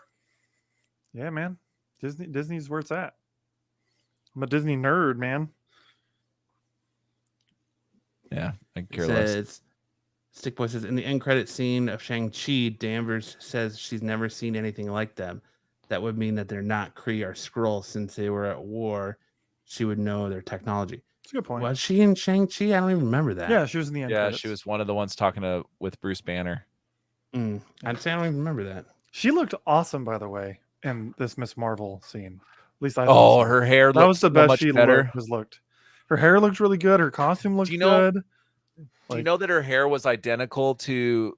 Do you remember the fan art of Yvonne Strahovski as Captain Marvel? Not off the top of my head, no. It was identical. Okay, well, she Like, looked that great. Yeah, I didn't mind her hair in Endgame because I know that that's like inspired by one of the comics. But I think this is the best that Captain Marvel has looked. I'm hoping that it ends up being really good because like people have made a lot of jokes about how in the Obi-Wan series people were all excited for Hayden Christensen to come back and there's been all this hype about it. When the reality was most people hated on Hayden Christensen for decades. And now people are all excited about him. Now, granted, Captain Marvel's only been around since 2019, so it's not like there's decades of nostalgia, but it almost feels like we might be getting a similar concept here where people are excited to see this character that they hated 3-4 years ago. she looks so much better as Captain Marvel. Who does? Yvonne Strahovski. I'm sharing my screen. She does look really cool. Well, you said it as you were clicking on Brie Larson. I figured you No, meant that's not Brie Larson. That's Yvonne Strahovski. that. Oh, that is? Yes. Oh, yeah, that is. They deep faked her. Yeah. I can What see up, it now. Ish? Stumbling What Jedi up, says, Ish? off topic. Y'all see where the crawdads sing? Said, and the author is being questioned for murder. What? My wife really wants to see that. I don't know what it's about, but apparently it's only limited screenings. Yeah, I haven't seen it yet. I didn't even know it came out yet. I don't know. She was one of my number one picks. I was so bummed when they didn't cast her. Yeah, she would have been really good. I think that who they have now is fine. I think she looks the part perfectly, but She just always looks like she has a stick up her ass. Well, we'll see. I mean, that's what I was meaning, though. That scene, I don't know, that post-credit scene. I thought She looked a lot pretty good. better. She looked a lot more. I don't want to say More resourceful, emotion that's not the and- word. Yeah, I think Brie Larson is fine for Captain Marvel. Yeah, yeah. They I'm deep definitely faked her in all warming up to her. these. They deep faked her in all these Captain Marvel scenes. But I want to see this scene. What is it with her pulling on the glove? That's an iconic photo right there. But if you look at Captain Marvel's, if you look at her wrist when she's in the room, if you can find a picture of that, she's got a bracelet on her wrist. It's not the same as Kamala's, but So maybe she has the other one. Yeah, because they talk about them being a set, and they only have one, so she Yeah, I might have found the it. other one. But it does. There is a bracelet on her wrist when she comes into the. There's something on her wrist Oh, when I she's typed standing in Captain Kamala's America. room. Gosh damn it. See right? Oh, good, I got it's it up. kind of blurry right there, but you can kind of see it right here. She looks a lot better here. She's got it on one wrist and not the other. You can tell, man, she has been, I don't know if you guys follow her on Instagram or whatever. She has been working out like a crazy person. And Has you she? can tell, oh yeah, she looks she looks good in her outfit. And I'm not trying to be like a perv or nothing. I'm just saying that she looks more fit than she looked in other pictures. Well, that might be another part of the reason then that I immediately was like, wow, she looks way better. Like I just think she looks really good right here. I think the outfit looks good. Her hair's good. Stumbling. My mom told me to check out that book, so I don't really usually take word from my mom about things to check out. But if you'll let me know. I'm sure you'll let me know how the movie was. So I'll have to check check it out. Yeah, it's just not showing in many theaters. But yeah, so if you look at her wrist, like I said, she's got a bracelet there too. Looks like it might have the Kree symbol on it. I can't tell what the symbol is. Yeah, but I can't either. It's weird that it's on. She doesn't have one on her other wrist. Right, exactly. That's what I said. Yeah. Oh, I didn't hear you say that. I'm sorry. Yeah, I don't know. Can you guys see that any better? I don't know if it's really. I don't think there's one on her other wrist. No, there isn't. No, I can't see a symbol there. It's right. It's right there. Yeah, right there. Yeah, I just can't make out what it is because the picture's blurry. But yeah, me neither. I can't tell if it's the Nova Corps symbol or if it's the Kree symbol. But it would make sense that they talk about how there's two of them and they only have one. So who knows? But all in all, I know is I want episodes of Paul Rudd's podcast, Ant-Man's podcast. Yes, it would be fun. It would be a fun comedian podcast. But I liked Miss Marvel for what it was. Why is it doing that? There we go. I liked Miss Marvel for what it was. I liked this episode. I liked that we finally got to see her in her costume. I like that the whole community is embracing her now, instead of villainizing her like we're routinely seeing with like Spider-Man, the likes of Spider-Man and some other heroes. So it was a fun little watch. I'll be interested to see if it gets a season 2 or not. I'm sure it will. It's their highest rated Marvel show. I was just reading. I just want to call out the love that is in the chat for The Last Kingdom, and just tell Max and Ish, you guys are you're my people. That show is so good. Is that our final slide there, Max? I mean, Lance? Yep. Yeah, that's a podcast. Oh, dude, I was going to tell you guys. So the last time I did the slides, we had a what's coming in July, and one of the things on there was the Terminal List with Chris Pratt on Amazon. Fucking awesome show. Really? Yeah, it was really good. It reminded me, not as aggressive as Reacher, but it was good, man. I loved it. It's good to know. Yeah. I've been wanting to watch it, just haven't gotten around to it. It was good. Too busy watching my dodgeball replays. I enjoyed it. It tackles the PTSD with military people really well, and I loved it. Checking tape, huh? Checking tape about his Star Wars or his dodgeball, his dodgeball play. Yep. Ish did a great job on his. No, videos. Your mom. You can offer your opinion. I'm saying my mom, who's in her 50s, read and how good a book is to see the movie is something I take with a girl, because I normally don't agree with my mom's opinions on what's good. Max, was it just me, or was he breaking up? He broke up a little bit. I was saying that I don't take opinions from my 50-year-old mother. Yeah, she was just saying in general, you don't like mom recommendations. No, I'm fine with that. I'm just saying, like, I don't hold high value to the opinion of some of my 50-year-old mother. It's the same thing with my mom. Who watches soap operas and house, flipping shows that what is good. So I'm sure Stumbling will tell me if it's good. So who did the author murder? Stumbling said, book was great, movie's supposed to be good, author is a murderer. What's it called? Something the Crawdads live? What's it Where called? Where the Crawdads sing. But who's in it? Anybody notable? I hope you guys are checking out Ish's contribution to the channel, man, and checking out the videos he's doing for the new books that are coming out every week.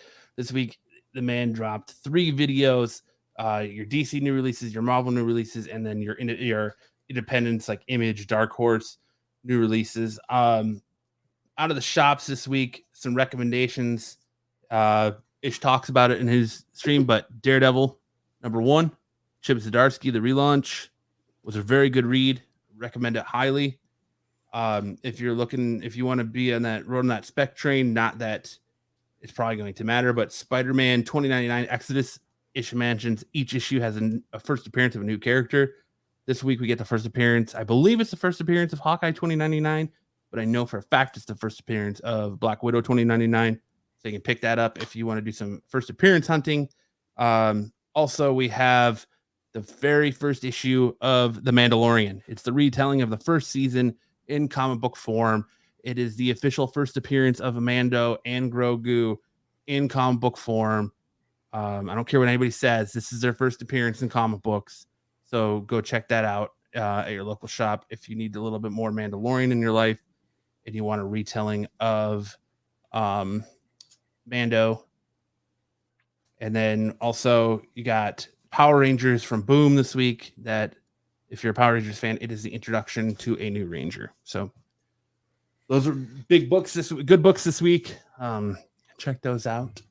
And make sure to tune in next week for when Ish drops more new releases coming to the store. And hopefully you guys checked out Fantastic Worlds Comics, and if you made it up there to their traveling Comic-Con that was there today. So yeah. I didn't know that was going on over there. Mm-hmm. Traveling Comic-Con, huh? I think was it just today only Ish? I think it was just today only. Stumbling, go ahead and take your pants off and enjoy playing Elden Ring. Also, go enjoy some reruns of AGP Quickies. Do that. No, there was not any additional content sticks that I'm aware of. But yeah, check out AGP Quickies. Boo. Max and Tyler are killing it over there. It's awesome to see that stuff. They just released a new episode about Kathleen Kennedy and reviewing Shredder's Revenge. So that was a good episode. The quickies are always really good. I'm good on them. Loving Tyler's contribution. They're nice and short. Stumbling the OnlyFans page is coming because he took his pants off. Love it. But do you guys have anything else this week? Anything you want to come on talk about? I see you guys have ideas of what the hell we're going to talk about next week. That would be great.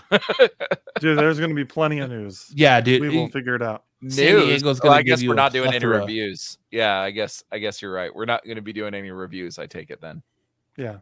No, I don't think so. There's nothing to review. Yeah. I mean, I guess we could go see Nope, but I don't know if I'm going to have time to go see Nope. I want to go see that. Thor 4 sucked balls. Ish coming in hot with conversation from last week still. It was not that great. I didn't hate it, but it wasn't I great. didn't think it sucked, but it just wasn't that great. It was way too fucking Ish short. said I was disappointed to find out that the Mandalorian comic was not new content, but just an adaptation of the show. Yeah, me too. It should take place. I think it should have taken place before the first episode of Mandalorian, but who am I? I'm a talking head on an internet show. So yeah. All right. But yeah, next week, guys, we're gonna have so much content from San Diego Comic-Con. It's gonna be ridiculous. I'll be there on the floor. I'll try and live stream from the con floor as much as I can to the channel. Maybe I'll stop in next week and say what's up to the guys live from Comic-Con, depending on how crazy it is. Yeah, and there's going to be a ton of people there. We'll see how the cell service works. Yeah, depending on how crazy it is. But like I said, pay attention to our social medias, Twitter, Facebook. I'll be posting everything as it comes and is announced as we get it. So lots of stuff coming next week as far as things go. But so yeah. Awesome. You guys got anything else you want to talk about this week? Anything else? Nah, man. I think that's a podcast, man. Yeah, Max, I'm gonna get back into doing comic book reviews on books and stuff at some point. I just kind of got out of it because there hasn't been really anything that's exciting me right now that's coming out. So yeah, and if you want to hear my gaming takes, I'll do some on AGP. Oh, Bill's gonna be there? I didn't know Bill was gonna be there. Ish, I'll have to go talk to Bill then. I didn't know he was gonna be at San Diego next week. Well, that's awesome. Bill's the owner of Fantastic Worlds. Yeah. Max says Max's seduction moves on the beach will be a great topic too. Yeah, about your beach vacation. Oh, yeah, that was fun. About your vacation on the beach. Oh, you guys told people the truth about why I wasn't on the show that week? Yeah. Usually there's some like robust lie about what we're doing when we're not on the show. I'm pretty sure I told people you're getting your gonorrhea treated. Exactly. There you go. A robust lie. Yeah, the beach was great, man. 74 degrees and breezy.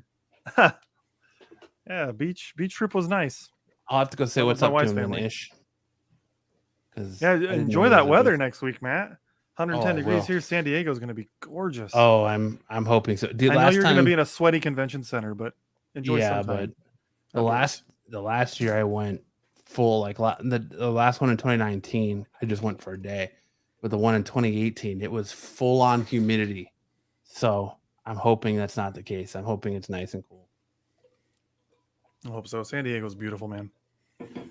Ish wants to do a Strange New Worlds review next week. Yeah. So there you go. You can do that. If we have time, maybe we can do like, I don't want to call it quickies because that's Tyler and Max's thing, but maybe we can do like a quick thing at some point.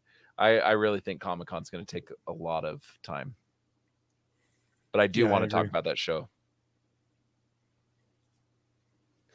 Stumbling, don't spill that habanero on your computer, brother. He sent me a picture of fucking a pizza with a thing of habanero on his computer watching us. So don't spill that habanero on your keyboard, and son. His dick in another hand or what? Yeah. Oh boy. Yeah, it's a preview from his OnlyFans. Hartman said he was milking himself earlier. We've had some crazy stuff going on. I'm a platinum subscriber, so I get to see the early stuff from his OnlyFans shoot. It said we'll call our segment Nooners. Or No Oneers, sorry. Yeah, that's a great show. I don't know if you guys have watched it, but it's Anson Mount. I thoroughly enjoyed it. No, I haven't seen that one. It's on Paramount Plus. Paramount Plus is coming out with some good stuff. There's a new Owen Wilson movie coming out there with the kid from Adam Project. Wow. They're stepping up their game. All right. I think that calls it a night, yeah? Yeah, I'm trying. I would love for Ish to do a Star Trek segment every week if he wants. I'd love to get Sticks to do a Doctor Who segment. That would be awesome. Even if it's pre-recorded and we just play it during the show, it'd be great content to add. But yeah, well, let us know. Like I said, we're always on the hunt for content. So if you're interested in doing anything for a podcast, being part of a podcast, wanting to be part of the channel in any way, shape, or form, hit us up on socials and let us know your idea, and we will figure out how we can work it in. Yes, Ish, we talked about New Beavis and Butthead movie, plus the Do the Universe, and then they've got a new show coming too. So I'm excited for that. Stick says in the works. Nice. Stumbling says, let's go live. Nobody wants to see you live with your pants off, Stumbling. You sick bastard. Remember, we are on YouTube. There's certain things that just don't fly. Well, I mean, anyways. So I want to thank again everyone in the chat, Sticks, Stumbling, Ish, your mom, Max Bender, always a pleasure, my friend. Hartman, Patrick, Zaggy, everyone in the chat, Sam, Aaron, you're all lovely. My name is Kyle. You're all lovely, lovely people, as always. We're glad to hear. This chat's awesome every week, man. I tell you. We've got some great people that come in. It's yes. Awesome. Stick Boy says no one wants to see you stumbling and fumbling with yourself. Oh, that's great. You're not what, Ish? Ish says I'm not. Oh. Oh, he said, oh, got it. Okay. He said, for all we know, none of you are wearing pants. I'm not wearing pants. I'll admit it. You not? Nope. I'm sitting in my boxers. See, I've gotten in the habit of making sure I wear pants because my boss used to do this thing where she would just yell pants in the middle of the meeting and everybody had to stand up. No, I wouldn't do that. Oh, I'd be like, I would not stand up. Wouldn't do it. Max says, gluten-free brick oven review. Stumbling says he got cold, so now he's dressed. But all right, well, that'll do it for this week's guys. Thank you so much, as always. If you're catching this on the playback, make sure to hit that like and subscribe button and join us every Friday night live, 7:30 p.m. Arizona time, 10:30 p.m. Eastern time, unless it's daylight savings time. And then, yeah, you can figure that all out on your own. But leave us a comment down below. Yeah, smash that like button, subscribe. If you're listening to this on the playback and any of your podcast platforms, make sure to like and subscribe there. Leave us a review, as it goes a long way to help our rankings in this podcast world, I guess. I hope you guys have a great week. I will have a great time. If you're going to Comic-Con, San Diego Comic-Con, and you find me, say what's up. Otherwise, I hope you guys have a great week, and we'll see you guys next time. Peace. See Yeah. ya. I could hear you struggling, buddy. I was like, where's my intro going? I know I'm going to say I'm Matt, blah, blah, blah. But, what are you going to do? Yeah. You're in San Diego mode. Yeah, kind of. Well, for this week's episode of the Absolute Geek Podcast, he's Matt, that's Lance, I'm Max. And, what the fuck on?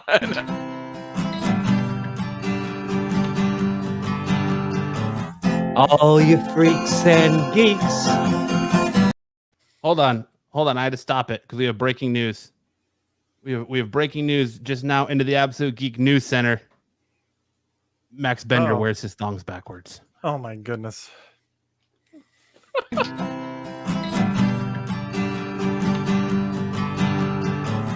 All you freaks and geeks. Come all you freaks and geeks. Let's listen to Absolute Geek. Absolute Geek. We'll go ahead and spread our cheeks. Spread the cheeks. And drink And some over for Cosby wine. We'll Come drink on, some Absolute Cosby wine. It makes me feel real fine. See you next